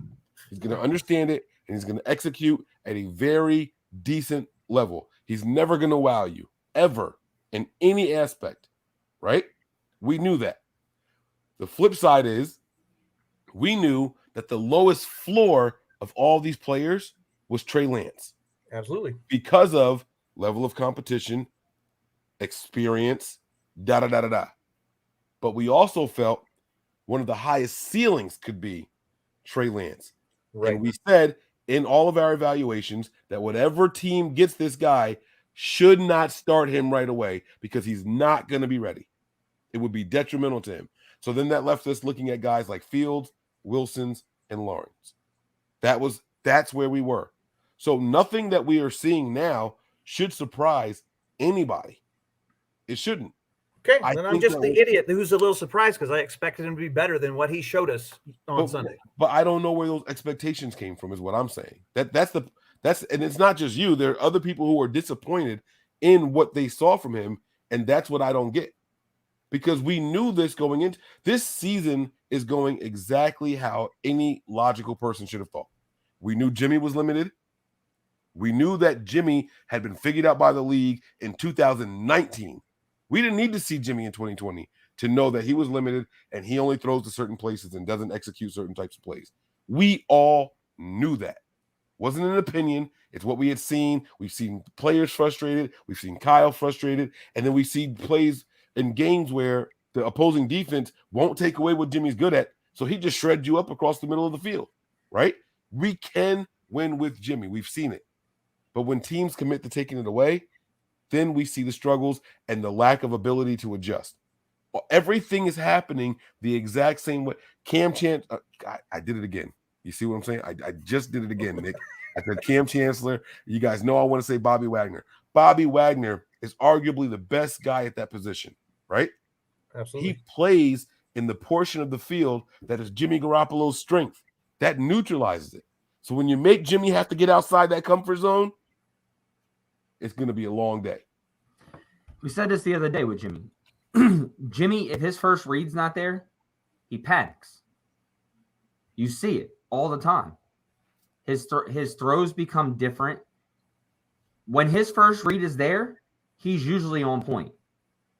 It's the second that he has to second guess himself and look around on the field to get to the next reads to make the throws is where Jimmy screws up. If Jimmy's first read is there, and if Jimmy's first read was there on 10 drives or 10 plays out of a drive, he's going to hit every single one of them. He'll be 10 for 10. He's going to be 10 for 10. And this is exactly why you see him go 6 for 6s, 7 for 7s. And then after that, when things change, Jimmy starts to go downhill. After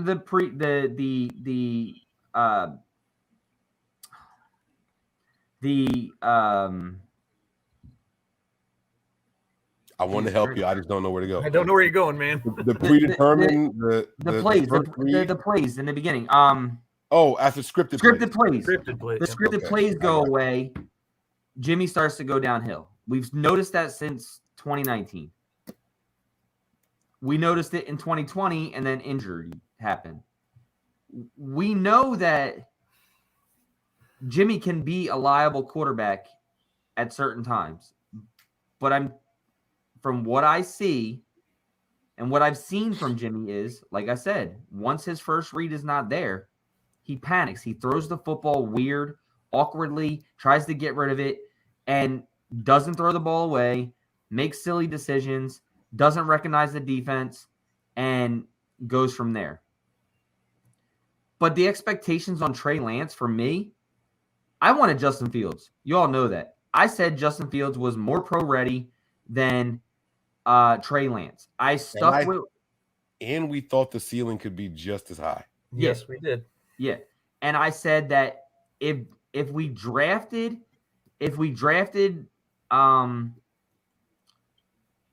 Justin Fields, then we should get rid of Jimmy right away. Because the learning curve wasn't as steep. Learning curve would have been less, and it would have been easier. Once we drafted Trey Lance, I was very adamant that Jimmy was going to be the starter. Yeah. Because of the fact that Trey was not ready. Because more time. Not that he can't learn, but he needed more time to get ready. And I thought that it was perfect for him as a quarterback to sit and learn the playbook for as long as he possibly could. Absolutely. Or until Jimmy got injured. I was that way up until week 2. Then I started seeing these stupid mistakes that Jimmy's making that a rookie will make. And I said, well, if Jimmy's going to make these mistakes and our offense is very stagnant and not scoring like we should, because let's be honest, we've only scored a lot of points against the Detroit Lions. Other games have been very close, and our defense has been worn out because our offense is stagnant. Why not put a player in there that needs to develop, who is your future, and let him learn when he can make the same damn mistakes that your 8-year veteran's making? And you just let him build off of that. You need – now, if Jimmy was playing well and we were scoring and, if we were scoring 14 points a half, 17 points a half, those are good leads. Your defense is going to hold those because they're not going to be as tired. You're establishing drives. Jimmy's not establishing drives anymore. He's been figured out. And that's not all on Jimmy, because that's also Kyle who needs the game plan better, but he can't because he has limitations. Well, I mean, Jimmy says that he only calls them, does the plays that are called, but throwing some shots there. I don't hate Jimmy. I don't love Trey. I just know that this team can win with a rookie, and he can play just as good as Jimmy Garoppolo right now and make the same mistakes, but be more prepared for the future by going in right now. I feel the same. Like our future of this team is better if we go ahead and start rolling with Trey now. Right. And I'm not saying this season, but the future of this team is better. But we also have to understand, like, I'm also at a limitations to where I have to understand that my expectations aren't high for Trey Lance. And if anybody out there, not just us, if anybody's expectations are that high for Trey Lance right now, then you don't know football. Like, it's going to be a learning curve.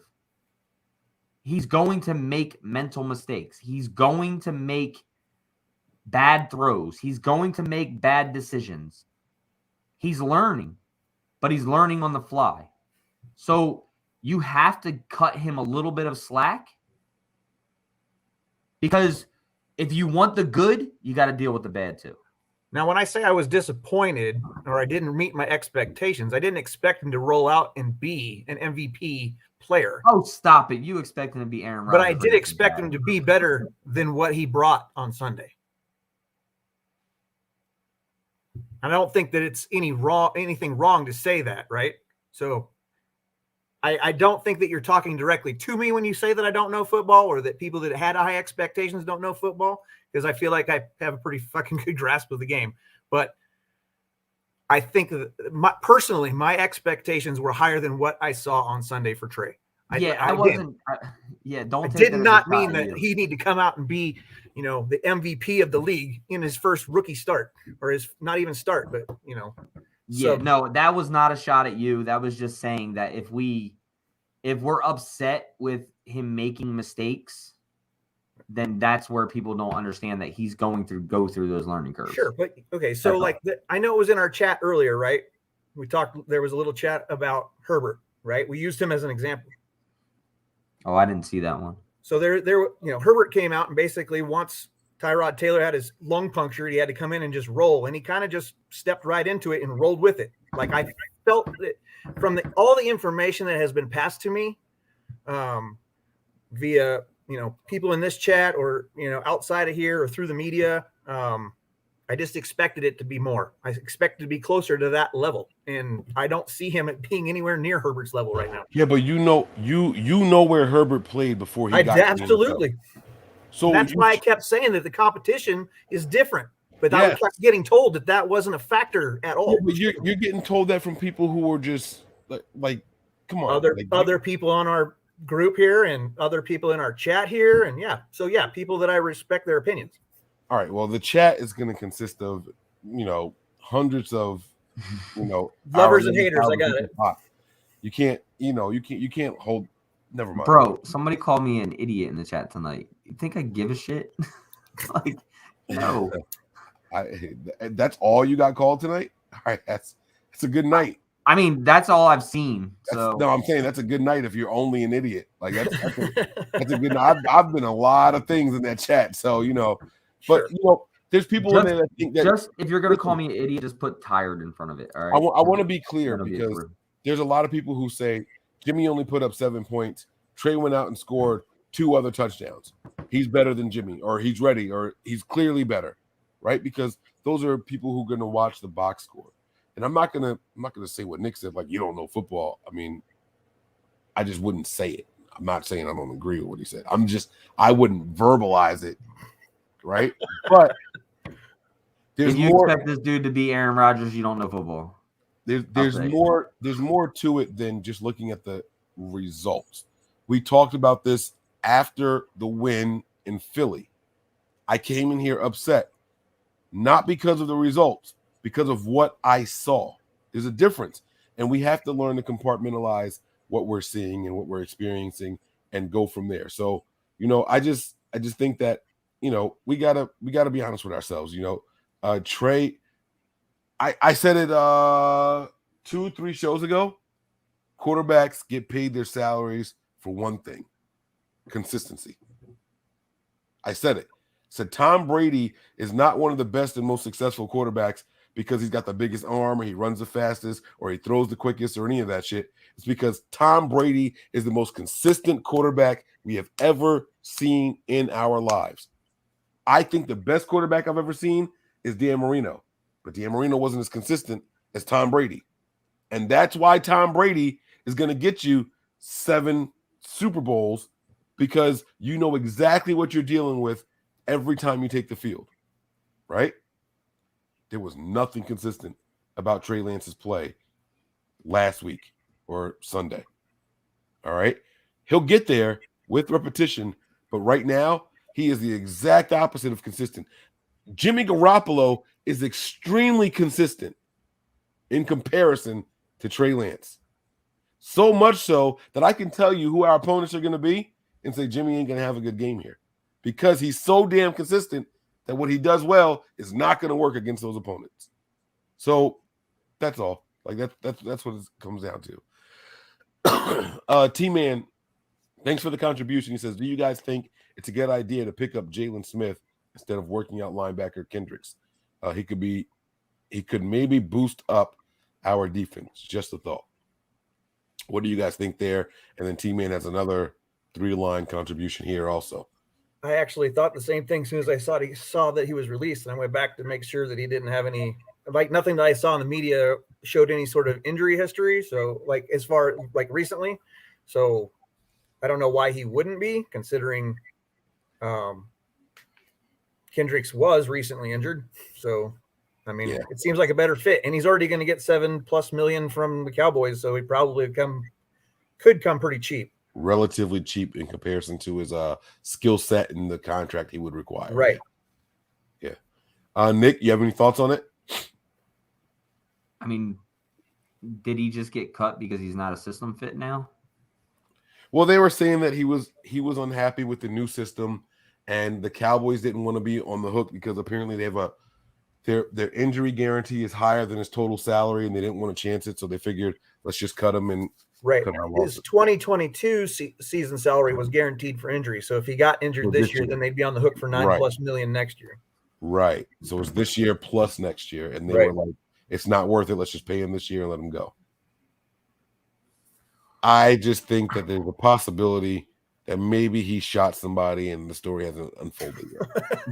He's a Cowboy, guys. I thought that's how you got to be a Cowboy. You had to shoot somebody. What do you think he is, Pac-Man Jones or something? The prerequisites, yeah. I'm sorry. You're absolutely right, B. Frank Clark with a scratch serial number gun or what? Just shoot yourself in the foot. That was the Giants. Sorry, same division. Yeah, that was. Plexico Burrs. Yeah, in the club. Jesus Christ. We in the club. Oh shit! It's down my foot. Are you going after this guy, Nick? Yeah, no, I'm not. I mean, I like our linebacking crew right now. Yeah, but we need help. We're bringing other people in. That's what I'm saying. If you're going to bring somebody else in, why not him? Yeah, I mean, I can't answer honestly because I haven't watched him and I don't know how much of a fit he is with the system. Oh, he is. But I also feel like even though he's getting paid by the Cowboys, he's going to go look for a paycheck, more of a paycheck than what we'd be willing to give him anyway. Get him on that discount for year one because he's got the rest of that money coming in already. So, right. Well, I think from our standpoint, that would be great. I'm just saying, I think he, as a player in person, trying to do what's best for him financially, he's going to go try to get paid somewhere else. Yeah. But the question is him or Kendricks, and I think all three of us agree that he's the better talent. Sure. Oh yeah, from what's out there. Yeah. I mean, let's just cut Dre Greenlaw and bring him in, right? Stop. I didn't say all that. What you doing, bro? It's a joke. It's a joke. Relax. Calm your nerves there, big guy. T-Man doubles up on us. He says maybe Scangarello is not a good quarterback's coach. We haven't seen Jimmy or Trey improve. Maybe hire John Beck to help Trey develop or somebody else. You know what I find funny about this is that when we were talking about this at the end of this, in the beginning of preseason or off season, right? And we knew that Scangarello was coming back. We did a bunch of research and we saw that Jimmy's performance actually got better with Day after Scangarello left. And so, I mean, statistically, we saw that, but we also saw Jimmy get to play a full year. His only full year under Day. So that might have something to do with it as well.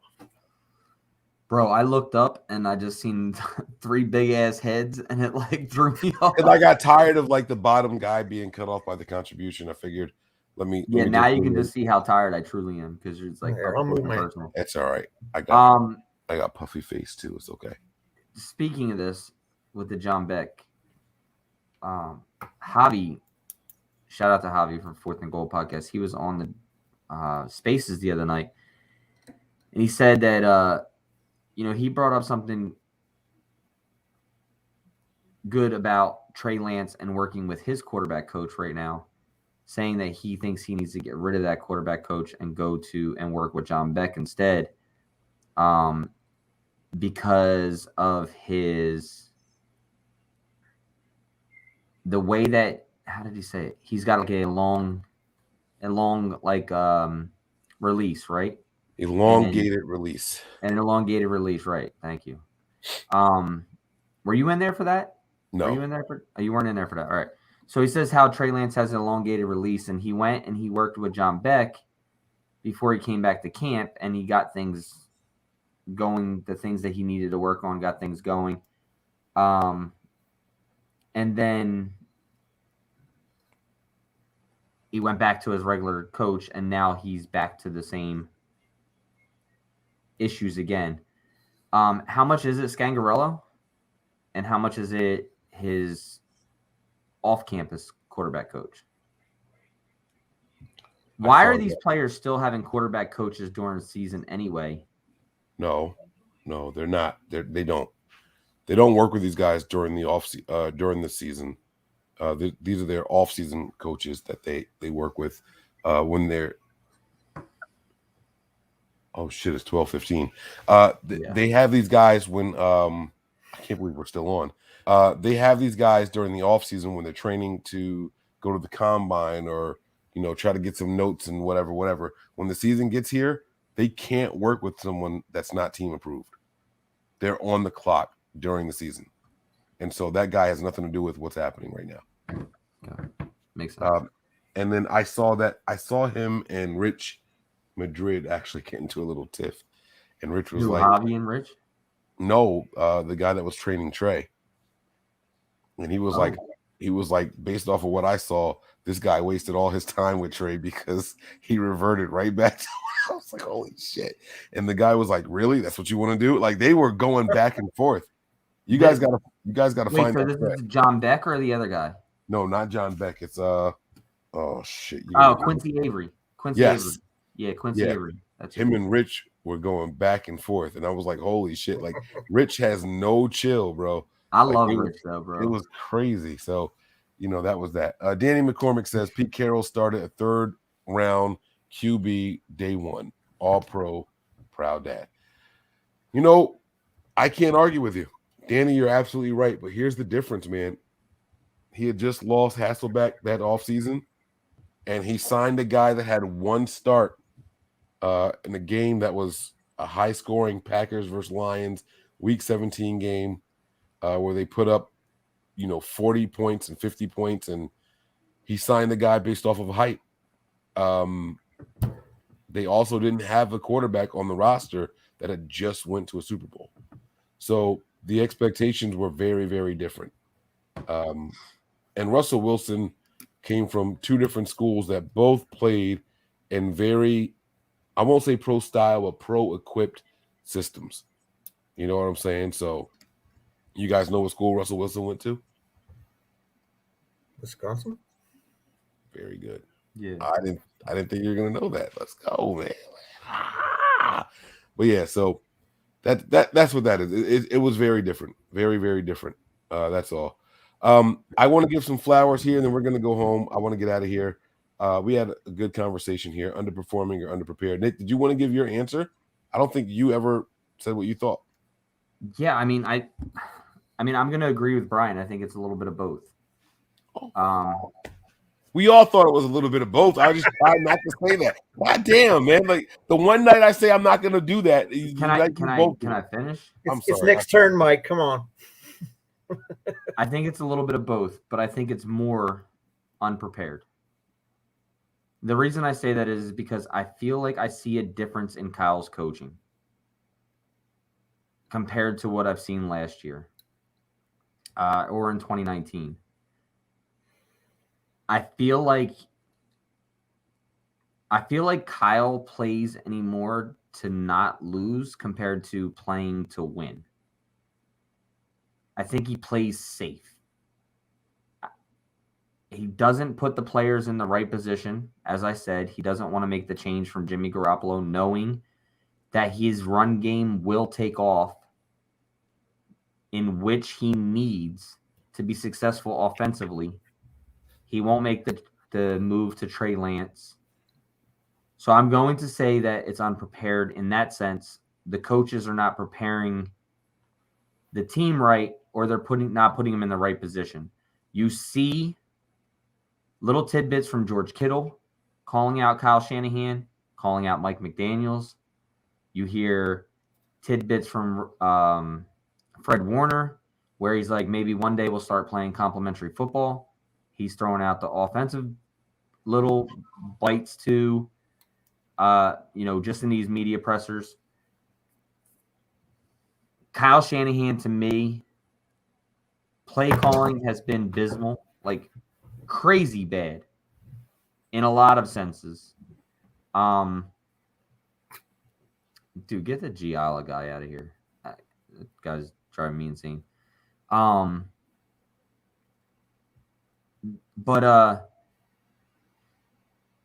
think it's a little bit of both. I think the players, I said this tonight, and I should have asked you guys this earlier. I feel like something is going on behind scenes. I don't know what it is yet, but the players' energy, even after wins, at the pressers, at the podium, is really dry. No excitement.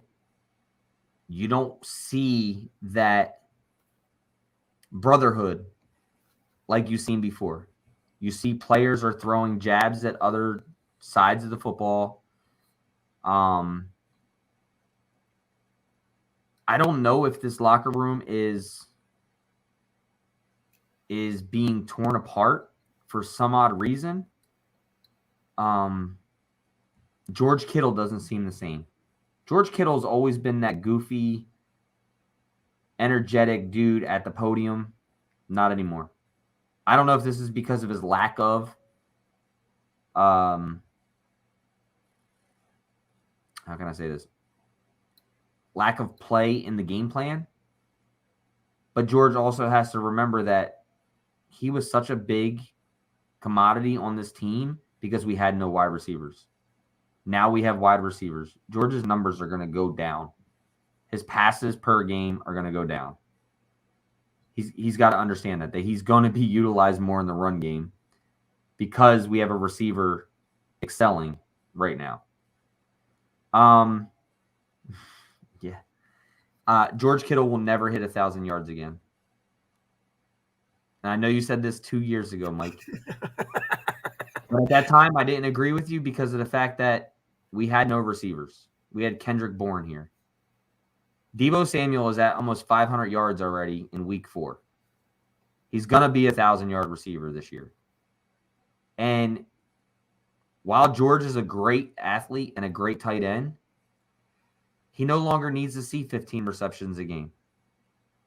So he's going to be pissed off because he's not being utilized the way that he was. He was spoiled before. He wants the football in his hands, which is a good thing.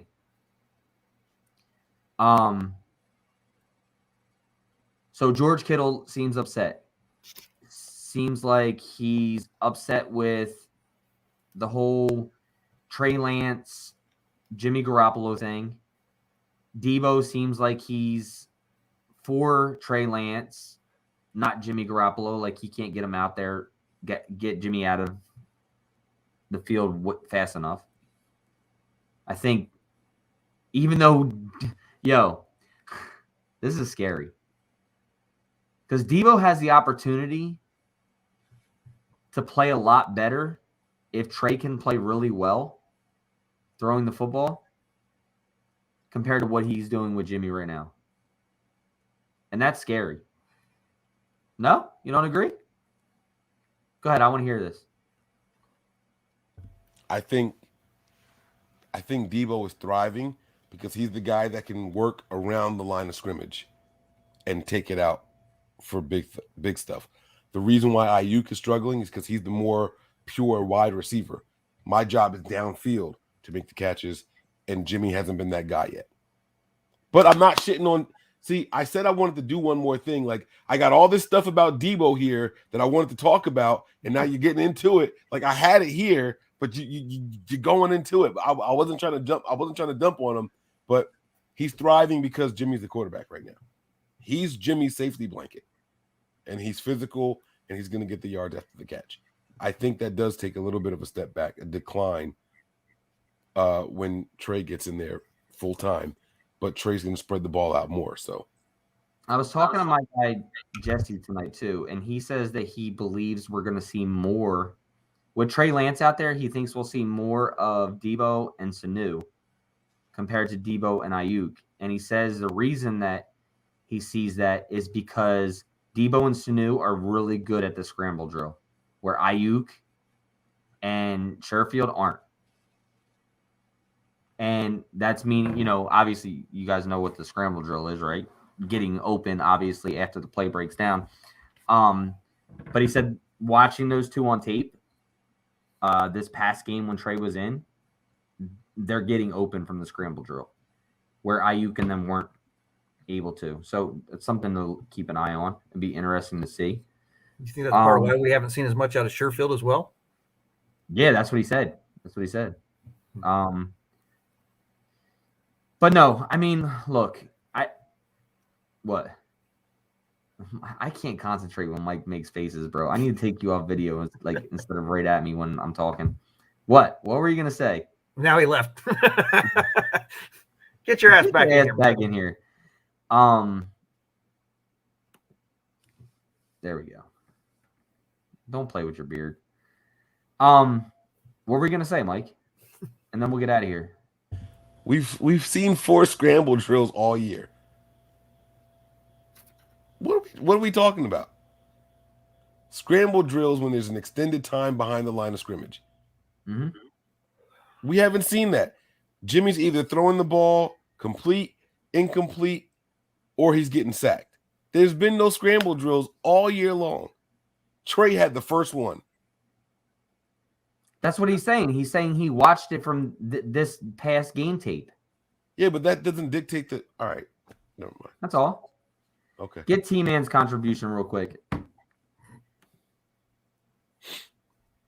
Can we check on Deebo's back for carrying this dysfunctional team?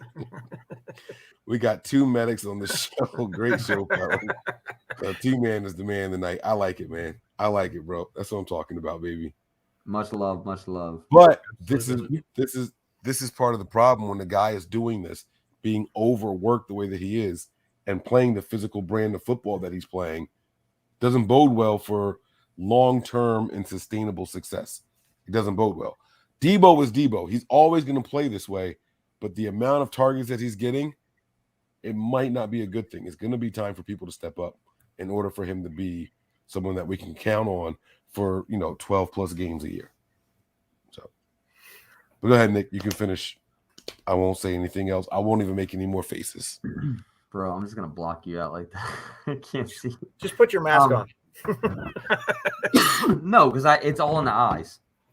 Mike's is all in the eyes. He has like droopy eyes. He eating chicken wings. I haven't even eaten dinner yet. Oh, I did. I ate sushi earlier. No, I do. I think it's on both, but I just want to see more out of Kyle. I really do. I think that if Kyle makes the switch to Trey Lance, that a lot of his worries will be gone because of the fact that I think the run game will get better. I think it will get better. It will also help this offense not be stagnant. no matter the success of Trey Lance, just Trey Lance being on the field should help the run game. I just want to see more aggressiveness. I don't want Kyle to be calling plays to where he's trying to hold on to a win instead of win the game. So I need to see more from him. Players, I need to see more execution as well. We talked about this earlier. Brian talked about this with the receivers catching the football. Things like that make you fail. The right side of the line looks like it probably had its worst game last game. From what I've seen so far, I haven't gotten all the way through the tape. But from what I've seen, I got to stop doing spaces at work and then just watch tape. But spaces make that shit go by so fast. Last night I was on a space, right? And they are having such a good conversation. I got home and I didn't want to cut them off. So I just put my phone on my nightstand and went to sleep. They just kept the space going, dude. It was like when I woke up at like 2 or 2:30, I think it was they had just ended. And I was out like a light. But anyway, that's all I got to say, man. Hopefully we see some Trey Lance this weekend and go from there. Oh, also, if you guys are dropping all these donations, don't forget you can head over to our Patreon, patreon.com/NB9ERS, and get some exclusive content. You're dropping $4.99 contributions right here. You can get a full month for that instead of just one little line. So go over there, check out the tiers over there, 5, 10, and 20. And see what you guys want to sign up for. Also, you can watch the games with us live, patreon.com/NB9ERS. Appreciate all the people that have shown love so far and have joined as contributors and Patreon supporters. So we appreciate you guys. And head over there now, patreon.com/NB9ERS. I did good. No faces. You were eating, bro. Just keep eating, like. Y'all, I started doing my happy dance when I was eating my wings. Listen, I just want to give out some flowers really quick to my guy, Deebo Samuel. He's doing big things here. And I want to start with what he's doing for the 49ers here. Deebo Samuel, most receiving yards through 4 games in 49ers history, is in second place behind first place, third place, and fourth place guy. Fourth place, Jerry Rice. Jerry Rice, the only player in 49ers history to have more total receiving yards through 4 games than Deebo Samuel. He is on pace to do some very special things. And second place all time with the 49ers through 4 games. And I thought, this is pretty cool. How does that hold up against the rest of the NFL? Well, funny you ask. Since 2010, now look at Jerry's records and when they were set. All right, so this isn't quite the same thing. But since 2010, all NFL players, he is in 4th place. Okay? Behind his coach. Yeah.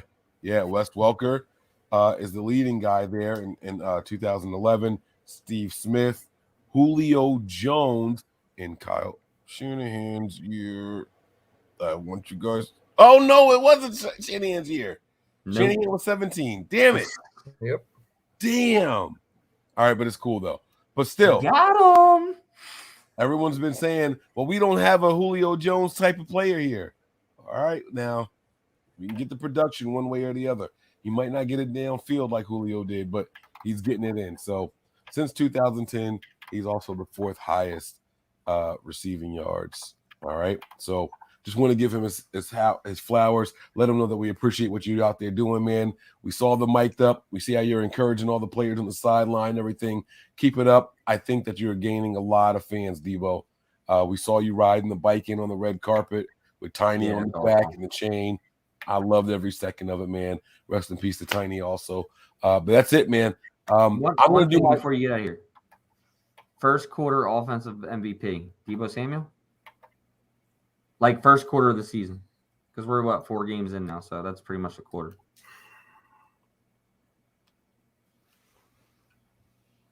Y'all go first. I'm gonna purposely say somebody different. Brian, who do you think? Give me an offensive and defensive player. Offensive MVP, defensive. Oh man. I'm gonna go with Ward. And I won't go with Deebo because I was pretty upset after that game when he had 5 drops. It pissed me off. But so it's hard to say hasn't been lights out all, but then we haven't really had any player who's been lights out. But I was trying to get creative outside the box. Statistically wise, I think Deebo has to be the answer. I like it. I'll go next. I'm going to go defensively. I'm going to go with D Ford. I think we're all pleasantly surprised with his production so far and what he's done, even in a limited role. I know the offsides really bother people, but D Ford's going to offside, guys. Got to deal with it. The other guy that I'm going to go with on the offense side of the ball is Alex Mack. I think he has brought some continuity to that offensive line. I think this last game was technically our worst game. And if that's as bad as it gets all year, we're all right. So Alex Mack is going to be my offensive MVP through the first quarter of the year. I'm doing that just to get away from Deebo. I will give Mike a shout out too, because you said specifically shortly after the draft when we were talking about position players or whatever that this was going to be Deebo's year. When I had said something about it being Ayuk's year, and you went with Deebo, and I have to give it to you. So far, he's been the man. Don't ever give Mike flowers. Yeah, don't don't look give anybody flowers like damn well, please. Mike, you just looked up at me like the Brady Bunch, bro. Like the there's box a story. Yeah, there's a story. That was a good one defensively. But I'm going to go differently defensively. I'm going to go with Azeez Al-Shaair defensively. Stepping in, stepping up. Stepping in and stepping up. Miss Debbie, new Patreon member. We appreciate you, Miss Debbie. Let's see. Offensively, I'm going to try to stay away from Deebo also because we all know that's kind of obvious. You said a really good one in Alex Mack. Go ahead and say Jimmy. I'll shut this whole shit down. No, I'm not. Show over. I'm not going to go with Jimmy. While the production hasn't been big,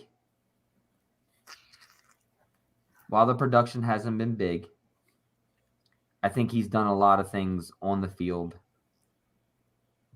as in all around. And I'm going to go with Ross Dwelly. I made a face while eating the wing. I thought you were going to say Juice because he's been doing all kinds of shit. No, I think Ross Dwelly's been blocking really well. He's been in there a lot. His routes look crisp. Every game I've watched so far, I haven't watched this last game all the way through. But Ross Dwelly's been playing pretty well. So I'm gonna say Ross Dwelly just to stay away from Deebo. Yeah, but you said MVP. Like he's not even all right. Alex Mack don't do shit either. He's had a really horrible last 2 games. He's nobody. You're right. He's terrible. His last 2 games have been horrible. I could have said Trenton Cannon. For offensive MVP. No, special teams MVP? I'm just joking. Relax. We want to thank you guys for checking us out here tonight. Hey, Mitch has been locking it down as a punter, though, man. Come on. Oh yeah. Not so much with the kicking, but with the punting, I'm buying me a Mitch Wisnowski jersey, bro. I need to get a Pepper jersey. I will get a Tabor Pepper jersey if he comes on our show. That would be awesome. I told him to come back down when he said after their meetings were over with. I was like, come back down and have a drink with us, but he never came back down. Yeah. He didn't want to meet me and Johnny. I guarantee that. Bro, I didn't want to meet you in that $52 spit in the cup. It was like a drop of spit for $52. So good though, man. Yeah, you should have seen Brian. He was like turning red from warming up. His blood was warm, all right. Can we go home? Do you want You're to? already home, bro. Yes, we can go home. I told you I'm not home until I can take off my clothes. So You're poor kids. we want to thank you guys. Oh, never mind. We want to thank you guys for checking us out here on Nothing But Niners tonight. If you guys enjoyed the show, please do us a favor. Hit that like button, hit that subscribe button, and turn on those notifications so you guys know exactly where we're going live. Boom. Dance across the screen. Dance, puppets. All right. That's going to do it for us here tonight. I'm your guy, 49ers Mike _NFL. Above me and to my left is my guy, Nick. He is 49er Faithful 365. And above me to my right is my guy, Brian. He is Stater _Niner. Give us all follows on Twitter. Give the main page a follow on Twitter. That is Nothing But 9 ERS. I don't have any final thoughts. Do you guys have any? I always have final thoughts. Take That's it on. what I was trying to click, that one. I know you're in a hurry to get out of here, but yeah, always got final thoughts. This is a week-to-week league. Don't get your heads down. Pick it up. Things can always change.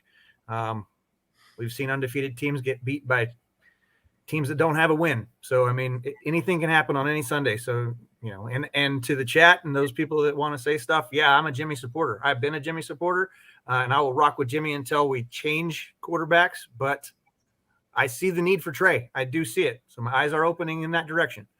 And I know that we had some animosity in the chat earlier, but, people have differing opinions, and that's cool. That's what makes this a good thing. If we all had the same, if the three of us or 4 or 5 of us on the show all agreed, this would be a boring-ass show to watch.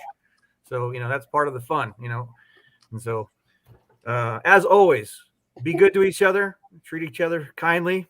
And for all of you that watch, mahalo and aloha. Mike, what are you laughing about? Your MVP choice.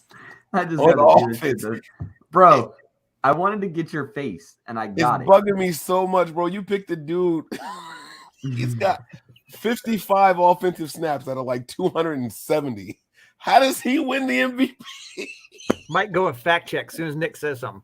He did too. I saw him pick up his phone. It's okay, Oh my though. God. I'm sitting here like, how is this the guy? And then there's people like, yeah, Nick, I agree. You're absolutely right. I was thinking the same thing as you, man. We're on the same thing. Nick can be like, I farted and it smelled like chicken. They'd be like, it sure did. I was right there when it happened. It was great. I want to go home. I got all kinds of pills. Final thoughts, guys. All right, your turn. We're going to be bringing you some hot, exclusive content. And no, that's not like Mike doing anything. OnlyFans? On OnlyFans. That's on our patreon.com/MB Niners. Hey, wait, there's no restrictions on Patreon. I can get down over there, too. You're going to get the full Monty? Hey. Yo, you and Brian can drink that Blue Label shit. You know what a King Henry is? Nick, I'll buy you one next time we get out there. A King Henry? No. Oh.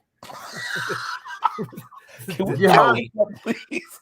The Johnny Blue, man. Okay. Get the fuck out of here with that. Oh my God. Oh shit. That was a terrible mistake I just made. Are you done? No, seriously though, guys, make sure you guys check us out over there because we're gonna be bringing you some shows, some solo shows, some joint shows, some fan shows, some call-in shows, all kinds of exclusive content over there. Patreon.com/MB Niners. And we might even bring you some Ross Dwelly takes. So go over there and subscribe. We love you guys. I'm good, man. Above all else, stay faithful. MVP. By the way, Ross Dwelly did get us into the NFL record books. That touchdown he had 12, as the 12th player, first time in NFL history. That was done. 12 players for the first 12 touchdowns of a season. Ross Dwelly was the 12th guy, so shout out to him for that. Absolutely. Who's the 13th guy? No, it was a repeat. The 13th guy was the first touchdown with Sermon in. I mean, not Sermon. With the first touchdown with Trey in. Who was his first touchdown to? Deebo. Yeah, that was the Threw long 2 to ball, right? Deebo. Were both of his the Deebo? Yeah. Oh, yeah, that's right. George dropped it. That's right. Yep. Yeah. You're right. Yeah. So Deebo was a repeat. So, but Yeah, that was 12 was we the got end then. 12 without a repeat. That was the first time that nothing but none. All right. You know what my final thoughts are, man. All right. I'm not doing this with y'all, man. What do you say? OnlyFans called nothing but 9 inches. Hold on. Oh my god. No, hold on. I want to go home. All right, guys. We out of here. 9 inches. Breezy, take us home. We out. Peace. Breezy. We all gas, no brakes, pumped up, no fakes. We spinning, we winning, we high stakes. We never miss, we all makes. Look at us dudes trying to prove, bringing you news with nothing to lose. Mike, Nick, Tony, Wayne, Method Man, we bring the pain.